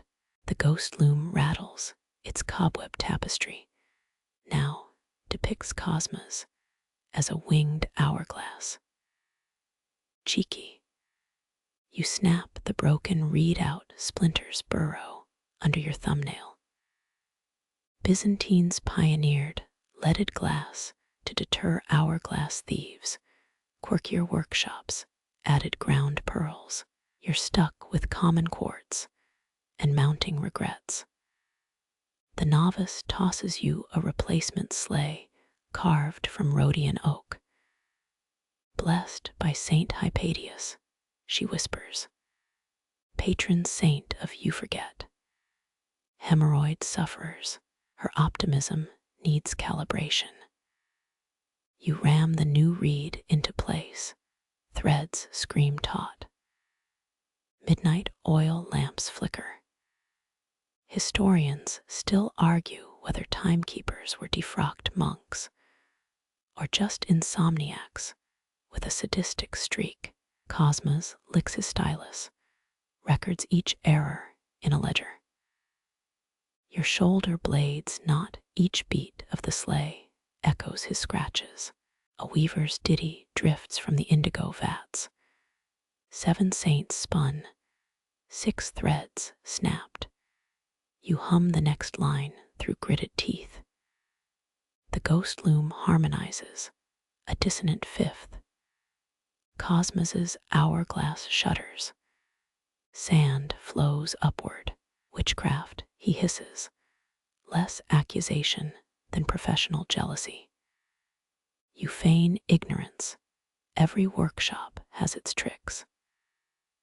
The novice hides a grin. 38 years later, archaeologists will find Cosmos's ledger in a cesspit, his notes on your heresies preserved in pristine sheep dung. The sleigh's teeth flex, oak warping under tension. Your beating gold threads now, each tap risks snapping the costly wire. No Blood-Weft left to save you. The eunuch's secret scroll burns in your mind. Double the Blood-Weft, madness with Cosmos counting seconds. A weaver collapses, heat stroke, or hunger. Her looms warp, strings sag. Cosmos flips her hourglass, adds her remaining sand to yours. Saint Hypatius approves, apparently. The ghost loom weaves her face into its tapestry, mouth sewn shut with silver. You look away. Dawn's first gong booms wrong. Too early. The iron striker's voice cracks. Fire in the hemp storehouse. Chaos. Cosmos body blocks the door, work or burn. Cold calculus. Flames haven't reached the Samite yet. Your sleigh's handle blisters. The reed blackens, but holds. Byzantine fire brigades prioritized silk warehouses, true fact. too bad you're in the cheap linens district. Smoke stings, threads glow like demon hair. The novice soaks her apron in madder dye, slaps it over your mouth. Tastes like fermented roots and poor decisions. Cosmos has abandoned timekeeping, too busy stuffing hourglasses into his tunic. The ghost-loom laughs, a sound like ripping tabby weave. 12 turns left. No, 11. The smoke warps your count. Sleigh beats falter. Gold thread snaps, recoils into your cheek. A scarlet bead rises. Double the Blood-Weft. The eunuchs demand coils around your thudding skull. Your finger smears blood across the snapped thread. The ghost-loom purrs, feeding. The broken strand reattaches, glowing faintly. Cosmos howls alarms, but his hourglasses shatter as he runs. Sand mingles with ash, crunching underfoot. You beat the loom, each stroke darker than the last. The novice chants Saint Hypatius's litany, or a tavern shanty about drunk weavers. Hard to tell. Dawn's true arrival, a sickly gray light. The finished Samite shimmers, crimson patterns pulsing like veins. Cosmos's replacement arrives, a boy smelling of celery and terror. He gapes at your blood-crusted sleigh. Report this, you rasp, and I'll gift your name to the ghost-loom. He flees. Smart kid. The workshop's survivors limp into daylight. Your Samite passes inspection, barely. Historians will later praise its innovative use of sulfured gold. They'll never biopsy the brown stains. You pocket the broken sleigh tooth, its edge honed by desperation. Some nights demand sacrifice, others rehearsal. The ghost-loom hums a new tune as you exit, a melody that'll echo in tomorrow's blisters. Sunset stains the workshop district's walls pepper orange. You stumble over a trampled fig, your boot squelching through Byzantium's favorite street snack. A beggar materializes his cloak, stitched from moth-eaten Samite scraps. Historians confirm mendicants traded oddities for scraps, though rarely anything living. He thrusts a cocoon at you. Its silk glows like captive moonlight. A sip of your wine, he rasps, for Porphyrophora's last gift. That's the crimson worm dye beetle, but this isn't beetles. The cocoon twitches. You hand over your wineskin, cheap cayenne swill that stains teeth purple. He drinks like a man, auditing his regrets. Byzantines believed moth silk could cure jaundice. Quirkier monks swore it eased demonic possession. The cocoon warms your palm, pulsing faintly. Spin it tonight, he croaks. Its threads remember Caspian sunlight and the scream of crushed mulberries. Your weaver's callus snags the filament. Unreeling, it feels illegal, like skinning a ghost. The strand resists, tensing like a lute string. Historians still argue whether Sogdian traders smuggled glowing cocoons or just told tall tales for higher prices. Back at your tenement, borrowed oil lamps hiss. The thread dyes itself as you spin, shifting from pearl to storm gray. 10th century tax records mention luminous Samite, always confiscated by the imperial guard. Your spindle protests, whorl splintering under the strange fiber's tension. The beggar's voice haunts your blistered fingers. The loom rejects what the worm doesn't bless. Too late, you're committed. Warp threads snap as you mount the glowing strand, linen protesting this alien intruder. Midnight bells toll. The cocoon case splits. A mosaic moth emerges, wings smeared with bioluminescent mold. It alights on your temple. Byzantine entomologists wrote of star moths, then burned their notes for fear of heresy charges. The moth's antennae tremble, syncopated clicks fill your skull. You weave faster, the shuttle darting like a tongue-tied lover. Each pass leaves tracers of blue-green light. The Samite takes shape, a map of constellations lost when Hagia Sophia's dome rose. Dawn bleeds through cracked shutters. The moth crumbles, ashen flakes littering the half-woven cloth. Your landlord pounds the door, rent's due, and he's allergic to poetry. You stuff the Samite into a lentil sack, its glow staining the burlap like a bruise. The workshop gatekeeper sniffs your cargo, eyes narrowing at the faint radiance. Another sampler for the mad eunuch. He grunts. You shrug. Let him think it's another doomed commission. At your loom, the luminous thread rebels. It won't integrate, tangling into knots that sing lullabies in Old Persian. A passing dyer pauses. Use the Caspian ghost silk, did you? Should have bartered your breath instead. He vanishes before you can ask why. Reed beats grow reckless.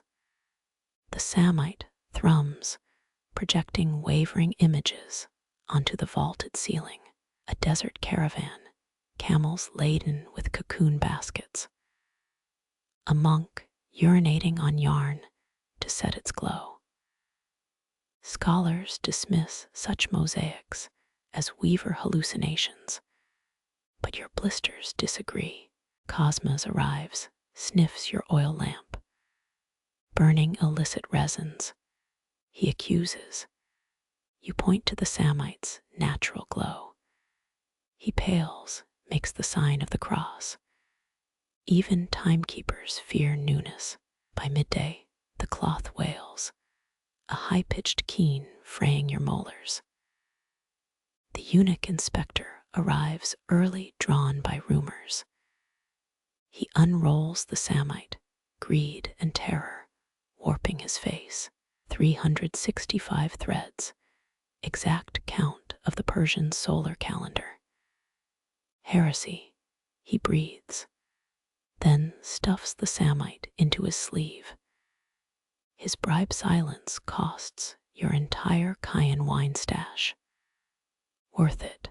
Historians will never credit your name, just whisper of that luminous oddity in the Magnor's vaults. You pocket the moth's ash. Let tomorrow's weavers solve its riddles. Tonight's problem. Explaining the wine shortage to your landlord. Your landlord empties the last wine jug. His face puce as overdyed Tyrian purple. Thief, he screeches, spittle landing on a half-spun skein. You shrug, offering fig blossom syrup instead. Constantinople's elite drank it to sweeten bitter medicines, and occasionally poison rivals. The first sip tastes like licking a church fresco, all dusty sweetness and crumbling gold leaf. Then the visions hit. Looms tower around you, shuttles darting through hair instead of silk. Not just any hair your own. Each strand screams as it's twisted into thread. A chuckle vibrates your molars. Surprised. purrs a voice like carding combs scraping bone.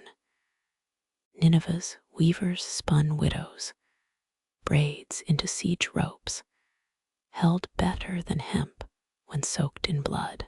Historians still argue whether Assyrian texts describe literal hair weaving or just poetic grief. You gag, syrup thick, as loom wax coats your tongue. The vision shifts, a Roman matron bartering her daughters' curls for Burgundian wool. Some Lombard nuns plaited their abbess's beard hair into altar cloths. They called it God's flax. Your stomach heaves. Reality snaps back you're hunched over your bench, clutching a half-empty syrup jar. The landlord's gone, taken your last decent shuttle as tribute.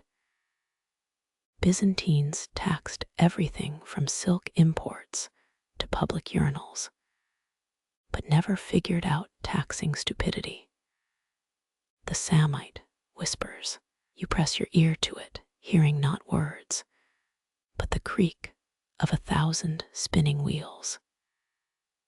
10th century Cairo had wind-powered loom complexes, their sails beating like panicked cranes. Your finger traces a knot that wasn't there before. A drop of syrup hits the cloth. The fibers drink it greedily. New images boil up, Persian cataphracts armored in felted human hair. Mongol siege engines wound with princesses, ponytails. The voice returns. Rabbi Meir's wife sold her hair to Talmud copyists. Best ink brushes, they say. A fly lands on the Samite, instantly mummified in glowing thread. You recoil, knocking over a jar of lice-infested fleece. The voice tuts. Egyptian embalmers used hair nets. But you're not ready for that truth yet. Midnight fevers bring worse visions. You watch your own scalp unravel, strands stitching themselves into a bridge across the Golden Horn. The voice muses. Justinian's engineers wanted hair-reinforced concrete. His wife refused to shave her famous locks. Dawn finds you scouring parchments for sanity.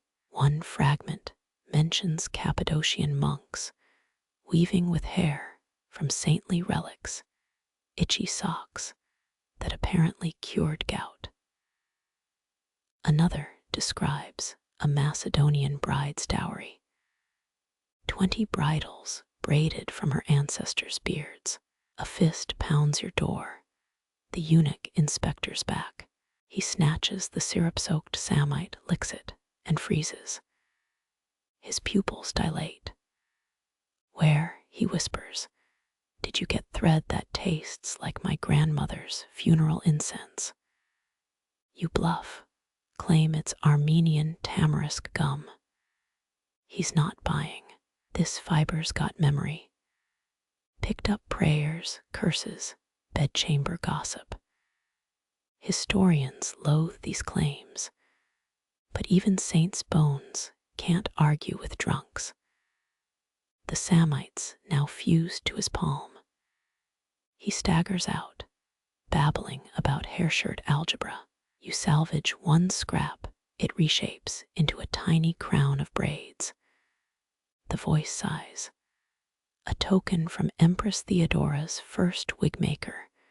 Rest his blistered hands. That night, blisters rise on your own scalp. Coincidence? Probably, but you steep the syrup in dandelion roots anyway, just in case. Your scalp pulses where the blisters burst, each welt a tiny echo of the Samite's hunger.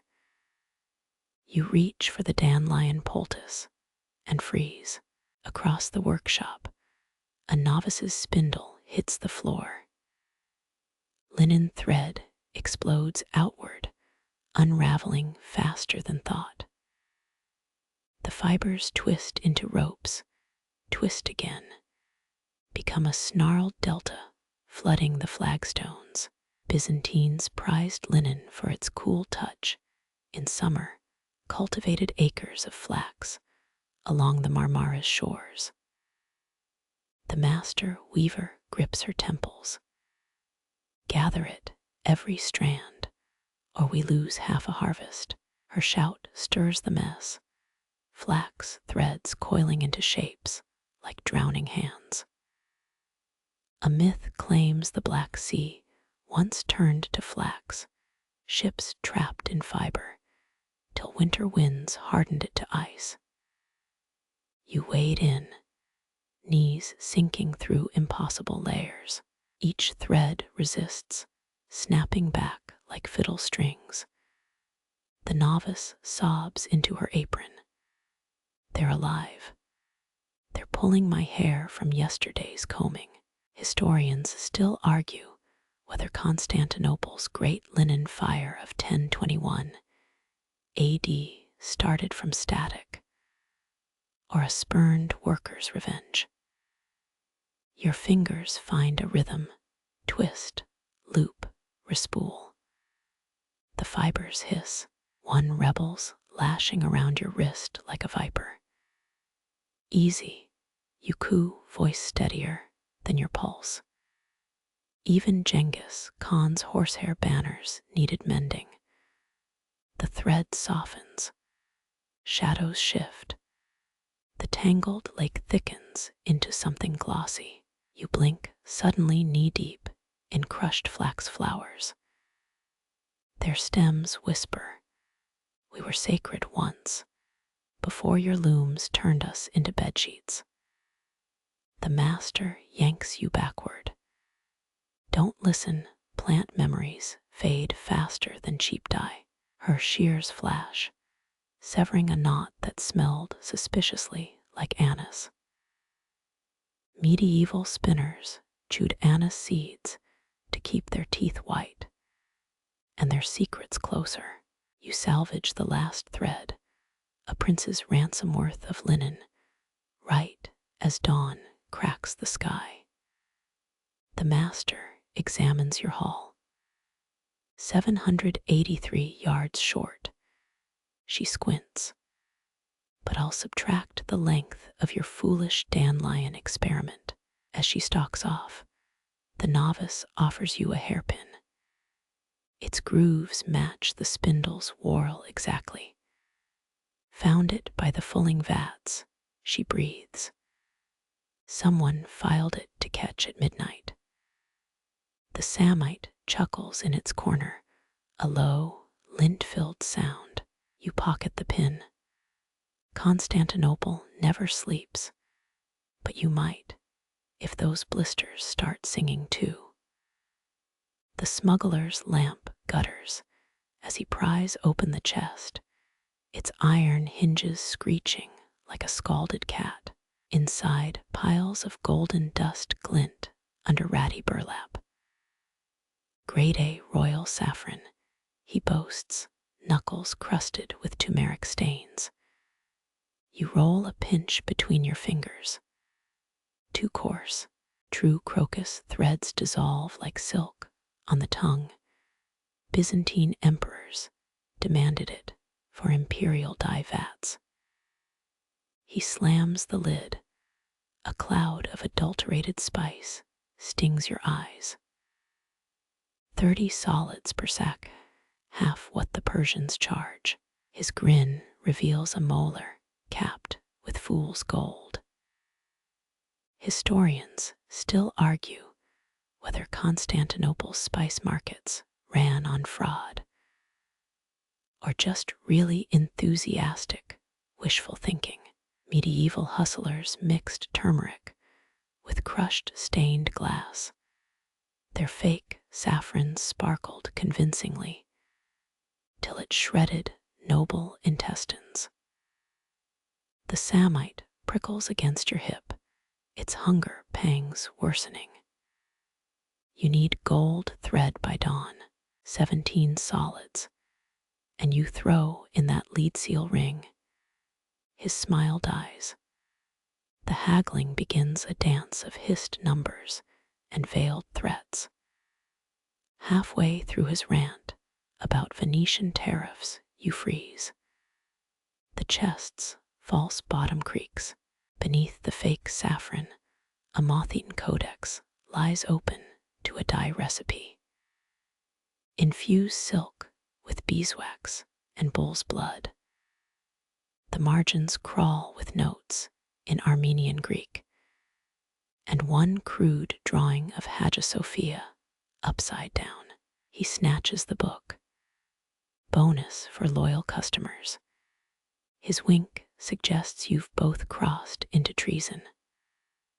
Outside, a night watchman's bell tolls. The workshop master expects 40 yards of gilded Samite by prime. You've spun 6. The smuggler leans close, reeking of fermented mastic. That hairpin you're clutching. Its twin stabbed a tax collector in the spleen. He licks turmeric off his thumb. Use the saffron, or explain your empty loom to the palace guards. You barter for 3 sacks, knowing damn well the gold rinse will fade by Lent. As he slinks into the alley, a giggle erupts from the Samite. Its voice drips mock sympathy. Cleopatra herself washed her hair in saffron, though rumors say her bald spot needed extra help. Back at the loom, you knead the powder into dye. Fingers blister anew. The adulterants bite worse than Persian pepper. Byzantine counterfeiters often added ground pumice for weight, which explains why your vat now bubbles like a swamp demon's breakfast. Midnight passes. The threads emerge a passable gold if you squint. The Samite purrs, content for now. Somewhere beyond the workshop, shouts erupt. A familiar voice wails about criminal spice levels. You toss the last pinch of fake saffron into a brazier. Its smoke reeks of lies and poor life choices. Dawn's first light reveals the truth.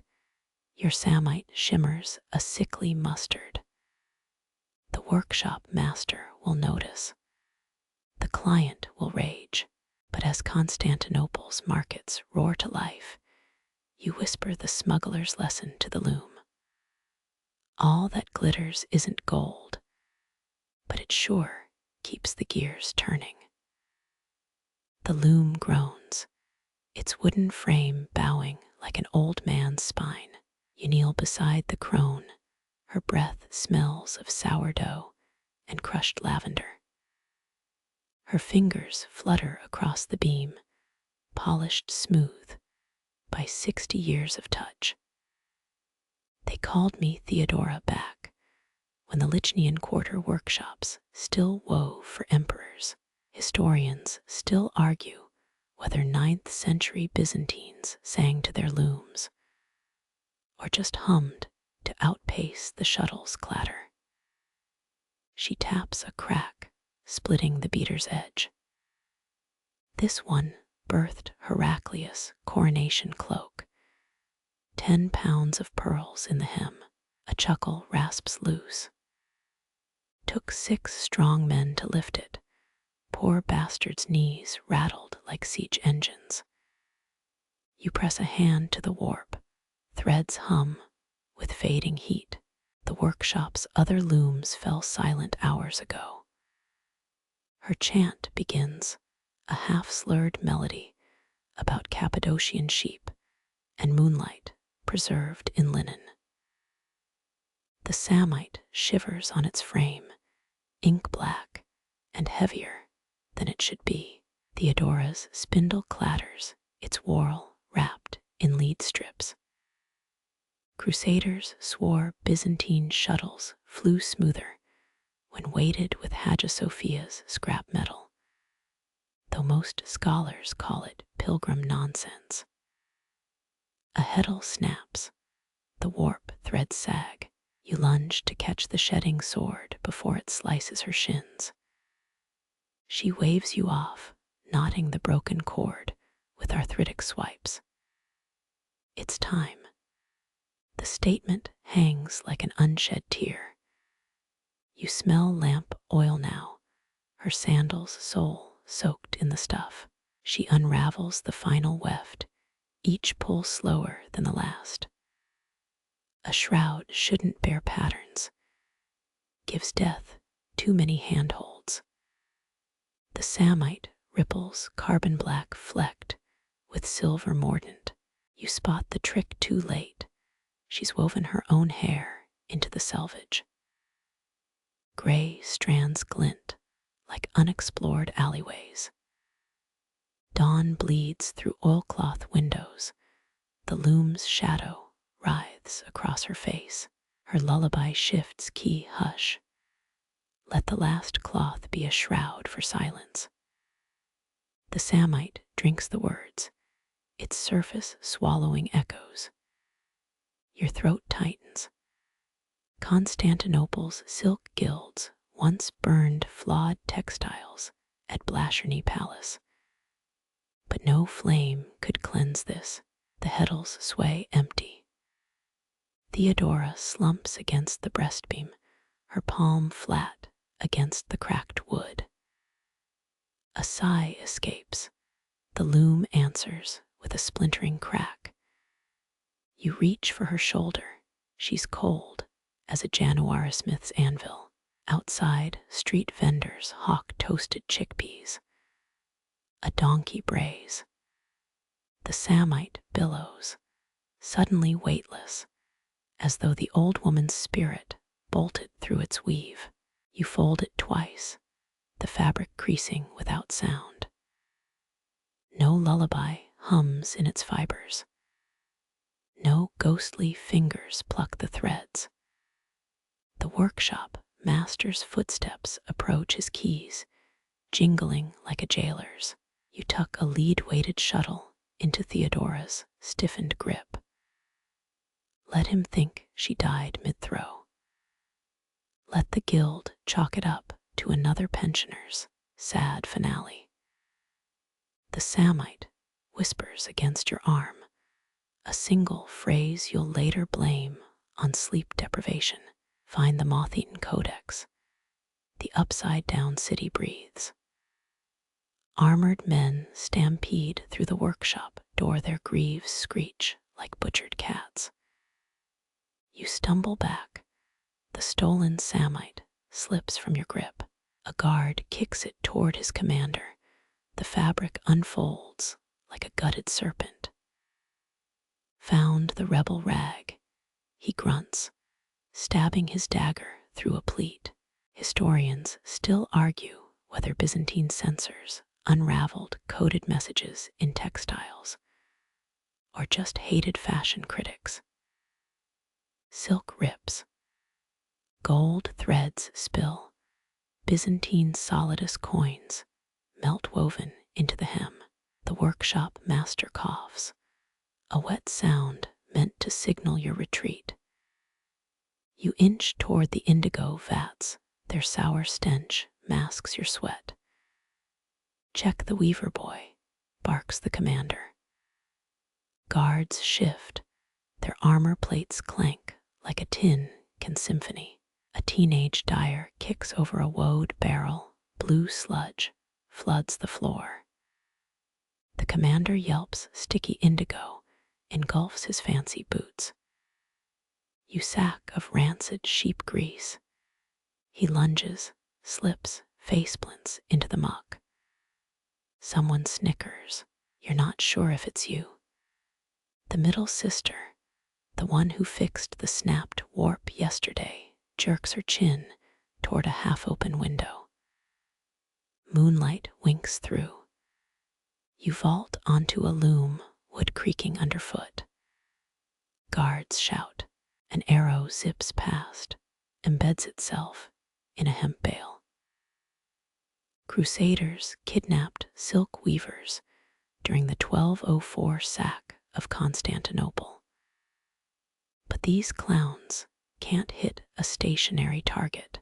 You leap, catch the windowsill, your elbow smashes a clay oil lamp. Flames skitter across spilled sesame residue. Fire licks the commander's indigo-soaked cloak. His shriek hits a pitch usually reserved for castrati choirs. The workshop master tosses a rug over him, smothering the blaze. "Go," he hisses, tossing you a key ring. Their cellar holds exit tunnels, or so the newer apprentices gossip. You land in an alley, its walls stained with pomegranate runoff. Distant shouts echo. The Samite's whisper returns, louder now, moth-eaten codex. A hand yanks you into a tannery's shadow. The eldest weaver sister presses a lead shuttle into your palm, its whorl etched with linked triangles. "The Hagia Sophia catacombs," she breathes. "Ask for the librarian with no eyebrows." Boots clomp closer. She shoves you toward a sewer grate. Its stink could wilt marble. You descend into darkness. The shuttle's grooves bite your fist. Some claim Byzantine. Spies sewed maps into donkeys' saddle pads. But that's probably just donkey salesman propaganda. Slime squelches underfoot. Water drips.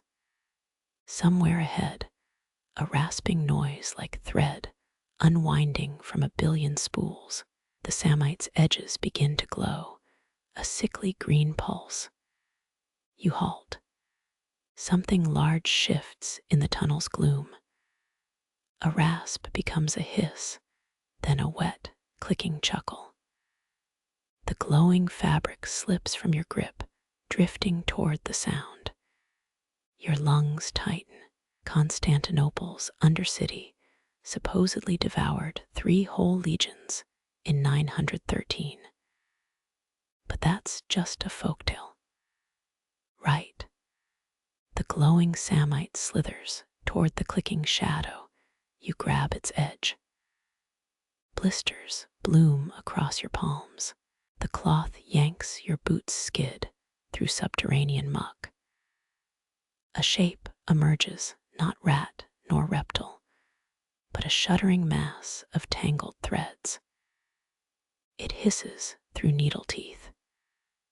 Constantinople's sewer ghosts were real after all, and you're their new favorite plaything.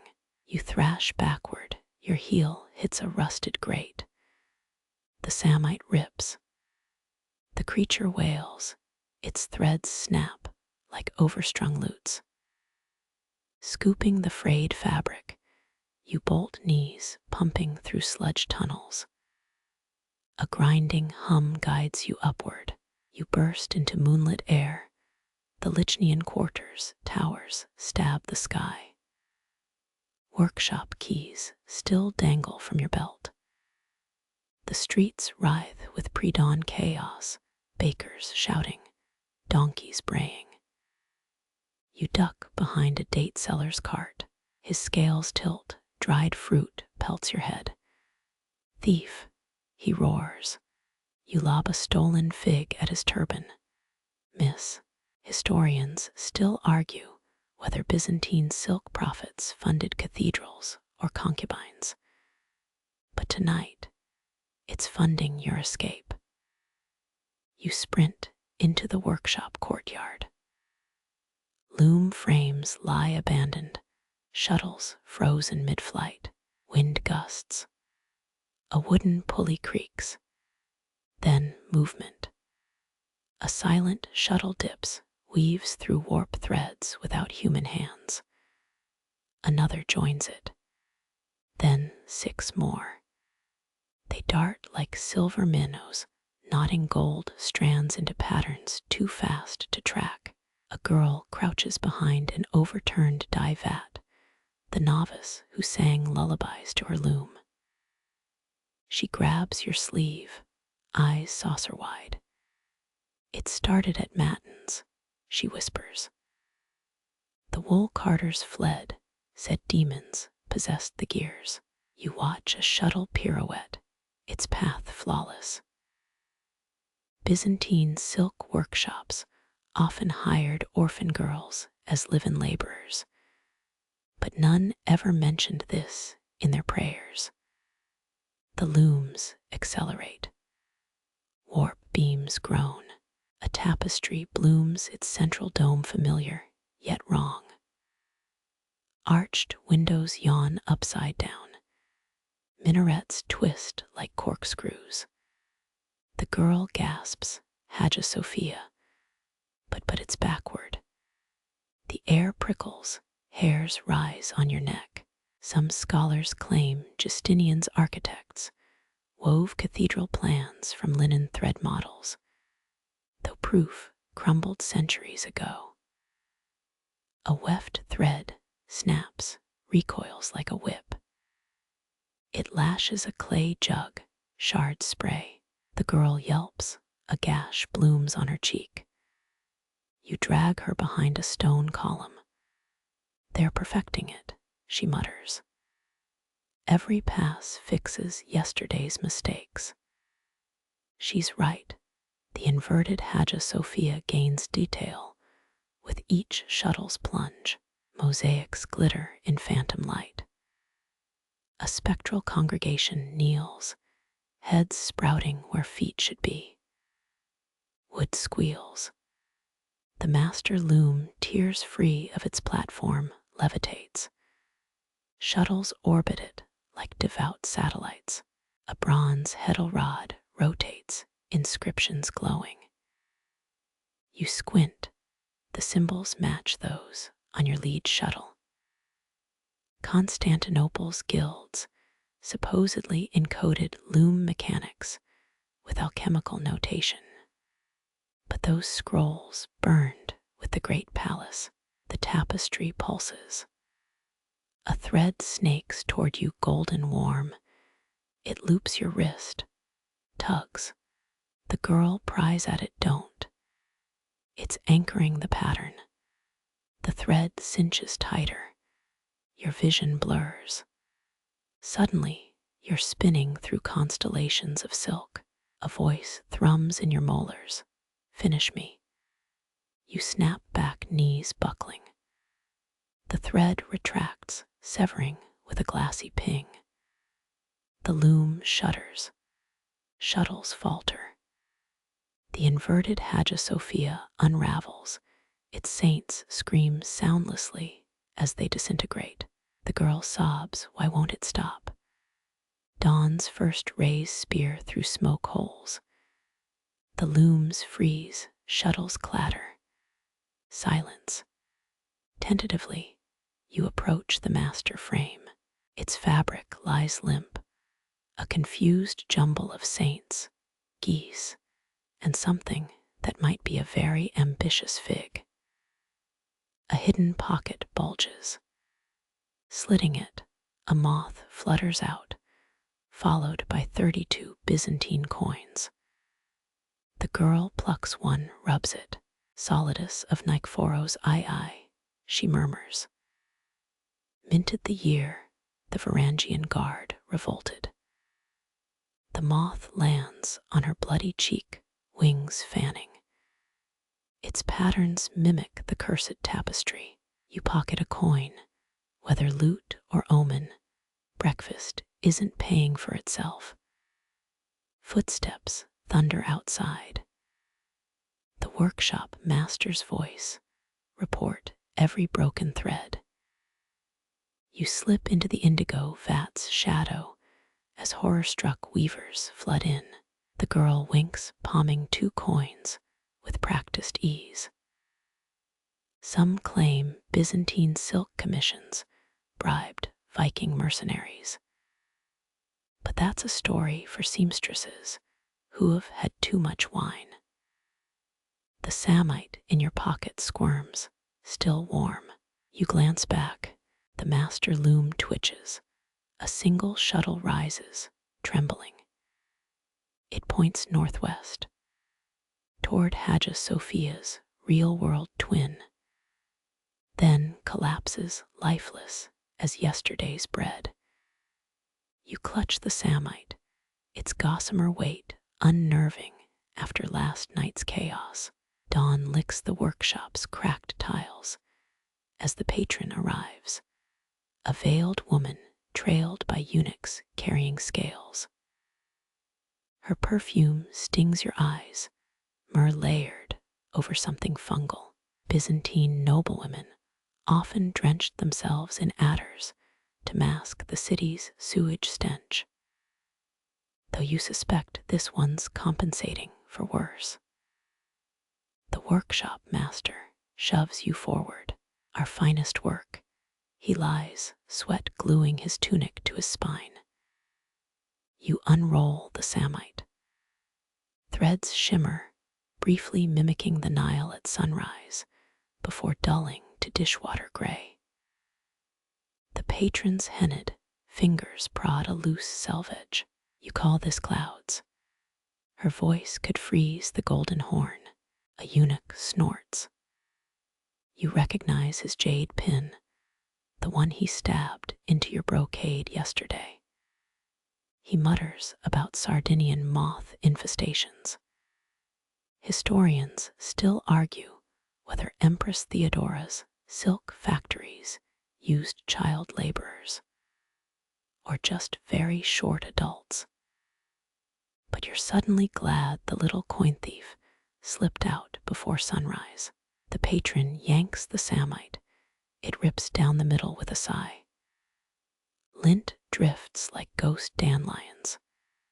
Again, she hisses. My bride deserves cloth lighter than shame. Her entourage sweeps out, leaving bootprints in spilled madder dye. The workshop master folds the ruined textile with trembling hands. Start over, he says, avoiding your blistered fingers.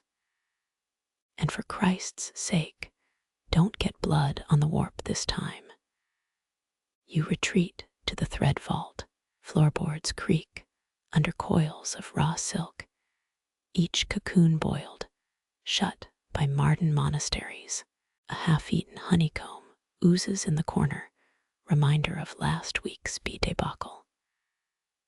You grab spindle whorls carved with cross-eyed saints. Some claim Byzantine weavers hid coded heresies in loom patterns, though most just traced their hangovers. The looms wake with metallic groans. You thread the heddle, hands moving faster than your groggy brain. A weaver bumps your elbow. Watch it.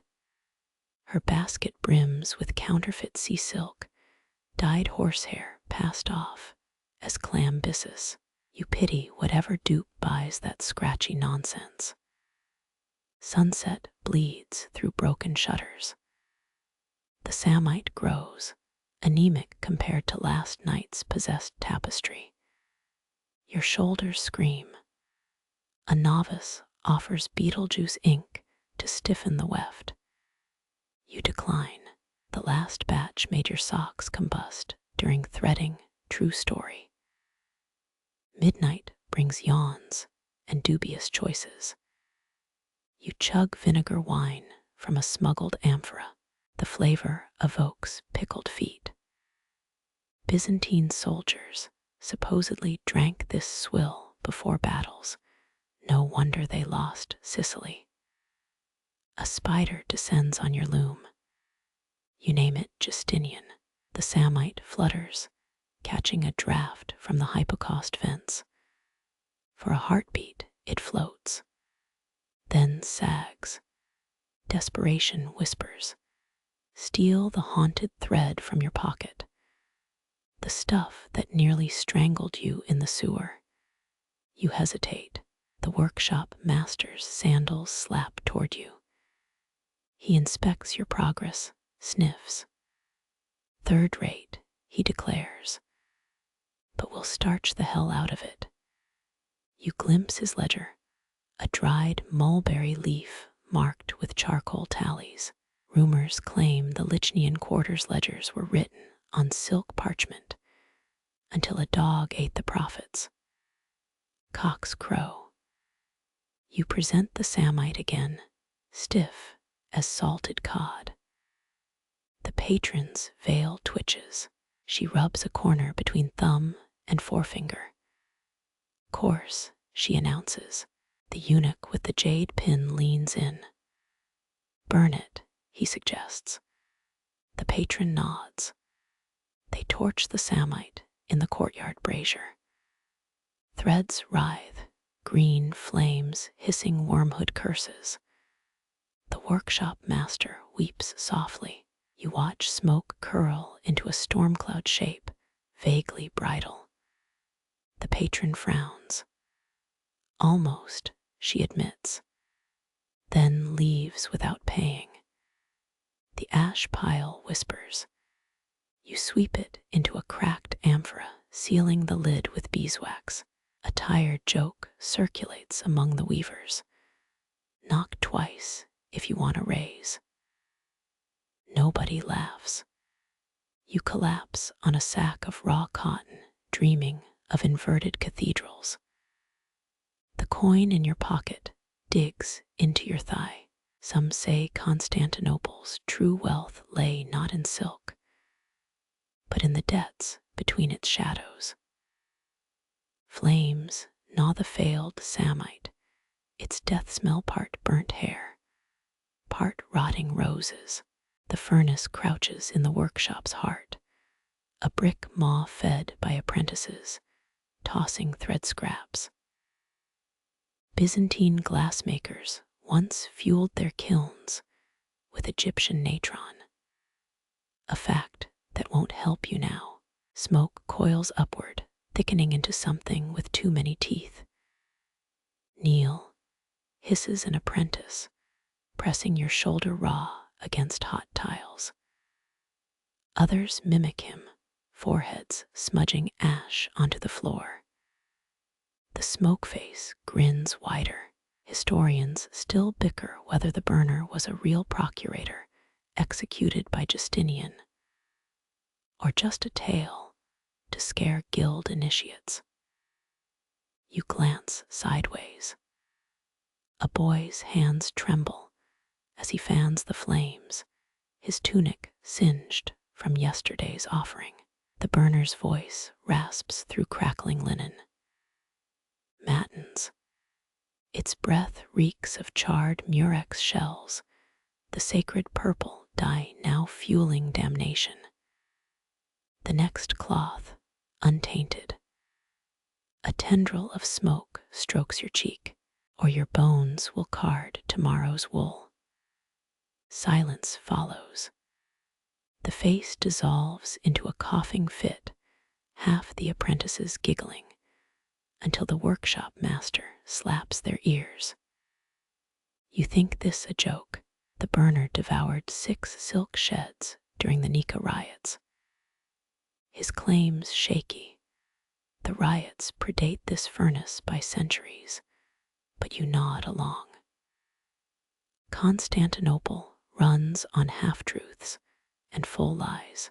You salvage what's left, scorched selvages, a half-melted spindle.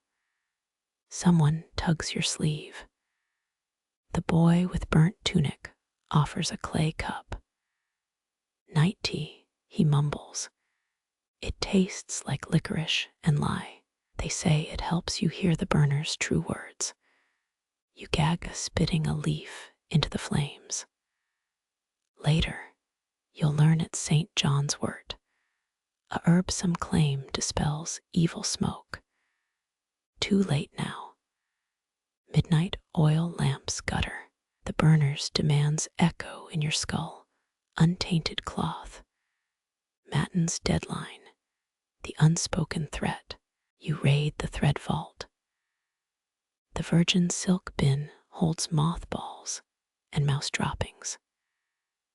Byzantines believed certain silks couldn't be dyed unless consecrated by a patriarch. A rumor, likely started by a dyer with poor color fastness. You settle for limnate wool, shinier than virtue. The loom accepts it grudgingly. Warp threads snap like cobwebs. A shadow pools at your feet, the burner's ash, perhaps. You kick it aside. Constantinople's streets crawl with soot demons, according to lantern lighters. And those guys inhale more lampblack than oxygen. The Samite grows crooked, its weft resembling a drunkard's signature.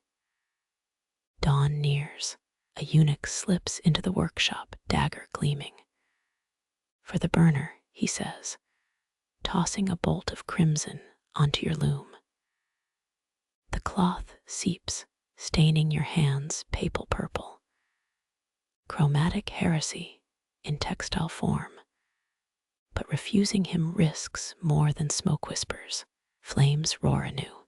This time, the burner's face drips like melted wax. Adequate, it gurgles, incinerating the eunuch's bribe. The smoke forms a falcon, shatters into choking mist. Apprentices cheer. The workshop master collapses asleep or fainted. Who can tell?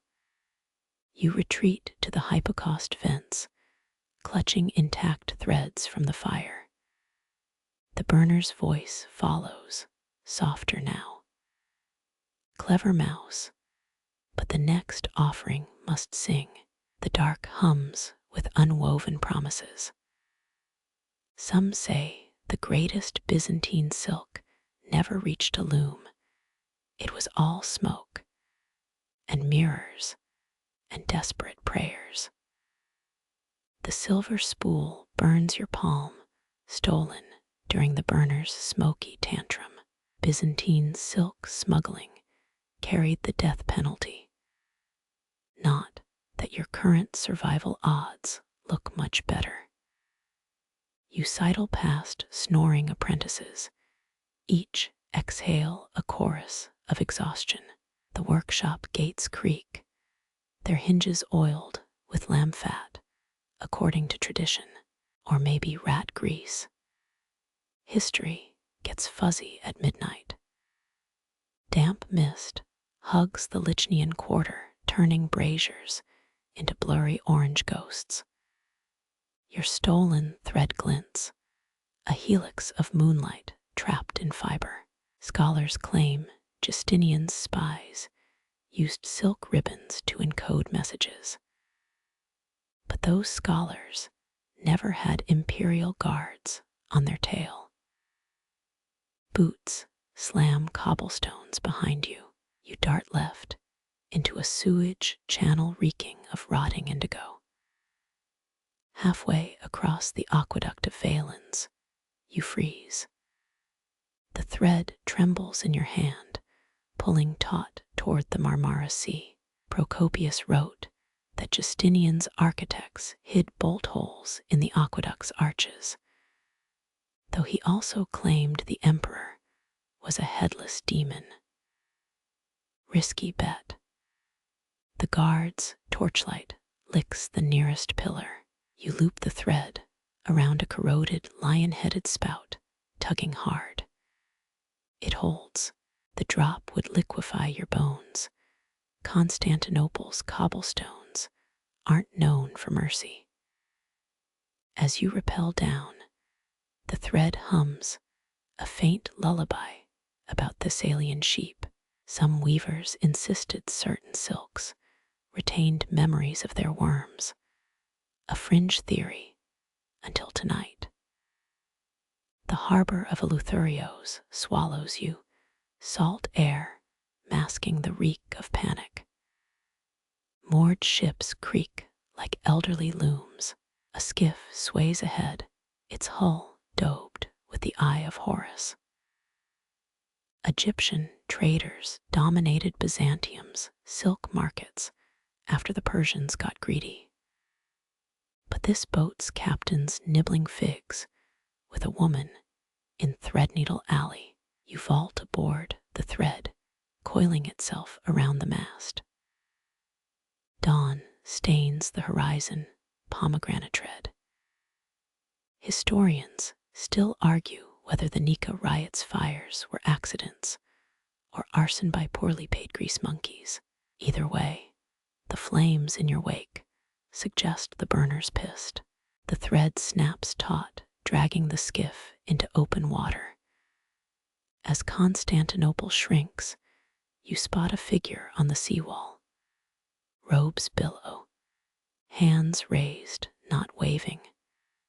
Weaving, golden threads flutter from their fingers, mirroring your escape route stitch for stitch. Salt spray stings your lips. The thread melts into the mast, now part of the ship's rigging. Sailors will later swear they bought it in Antioch, if they survive the coming storm.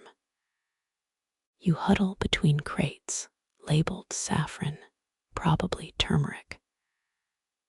The sea whispers what alleys dared not rest. The weave isn't done with you yet. Waves slam the hull, each crest hissing like scissors through silk. The horizon folds water and sky stitched together with lightning. You grin, exhausted. Byzantium's greatest secret wasn't its dyes or looms, but how easily beauty becomes a noose or a lifeline. The spool's empty now, yet something tugs at your ribs. With every breath, invisible threads cinching tighter. The captain shouts orders in Coptic. You pretend not to understand. Better he never learns you're carrying Constantinople's oldest curse, a tapestry with your name sewn into its warp. Exhaustion drags your eyelids shut, the skiff's swaying now a cradle. Salt crusts your lips. Constantinople's silhouette dissolves like sugar in tea. You dream of looms. Their clatter follows you, wooden bones gnashing.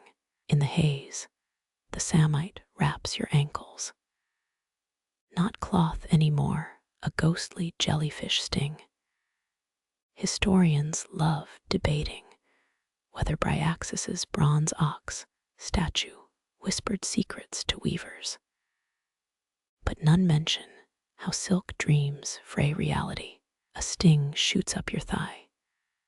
You jolt awake, gulls circling like vultures. The captain's missing. So's the tiller. Waves slap the hull, each one chanting lyre, lyre, lyre in liquid Greek. Your stolen tapestry writhes beneath the deck, its threads boring into the wood. You kick a loose plank, revealing clumped wool soaked in resin. Ship caulking, Byzantine style, though most scholars think they used hemp. The wool quivers, impregnated with sheep fat and shame. 19th century grave robbers claimed some corpse ships, whispered through burial shrouds. But those drunkards also swore they'd bedded Medusa. Sunset bleeds across the sky, your throat's a desert. That fig seller in the Lychian quarter should have bought two. The tapestry pulses, threads spelling your name now edged in crimson. You recognize the stitchwork. The burner's signature, rosettes devoured by flames. Hunger fogs your thoughts. A crate floats by, shattered slats, revealing jars of honeyed lotus. You snatch one. The seal's a two-headed eagle. Justinian's pantry. Too late to care, you smash it against the mast. Sticky gold runs down your wrists. You lick splinters. Historians still argue whether Empress Theodora's famed pearls were actually Balkan glass. But right now, caramelized nectar's your only truth. The honey sours mid-swallow, a familiar reek fermented woad. The night's indigo vats distilled into syrup. Your vision doubles. The tapestry rears up, a sail-sized cobweb. Threads pluck themselves free, sewing your shadow to the deck. Varangian guards once sewed coins into their hems for funeral funds, though you doubt Hrothgar's men ever got stitched to a demonic tablecloth. A wave swamps the skiff. You cough up brine and regret. The tapestry tightens, every knot a ribcage squeeze. That blind spinner's voice echoes, bridges between then and now bullshit. This feels like a noose between awake and darkness. Cold stone beneath your cheek, loom weights dangle above, eunuch-shaped shadows clutching shuttles. The burner's furnace flickers in the distance. You're back. Of course you're back. Constantinople's alleys always drag back what they birthed. A henna'd hand shakes your shoulder. The woman from the gates, lips cracked, henna now dried blood brown. She drops a spindle into your palm. Finish it, she croaks. The Samite remembers your sweat and hungers. Your legs buckle toward the ghost-loom. Its frame gleams, polished by 1,000 stolen nights. The thread feeds itself.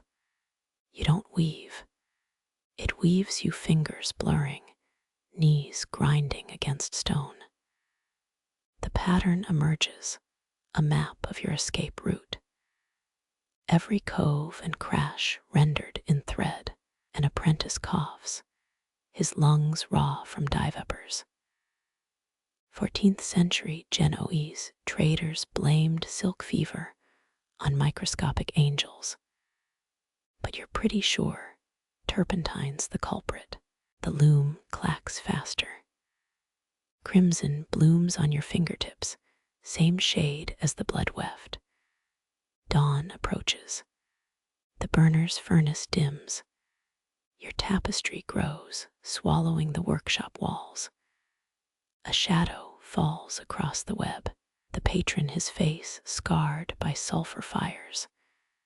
He traces the embroidered storm that almost killed you.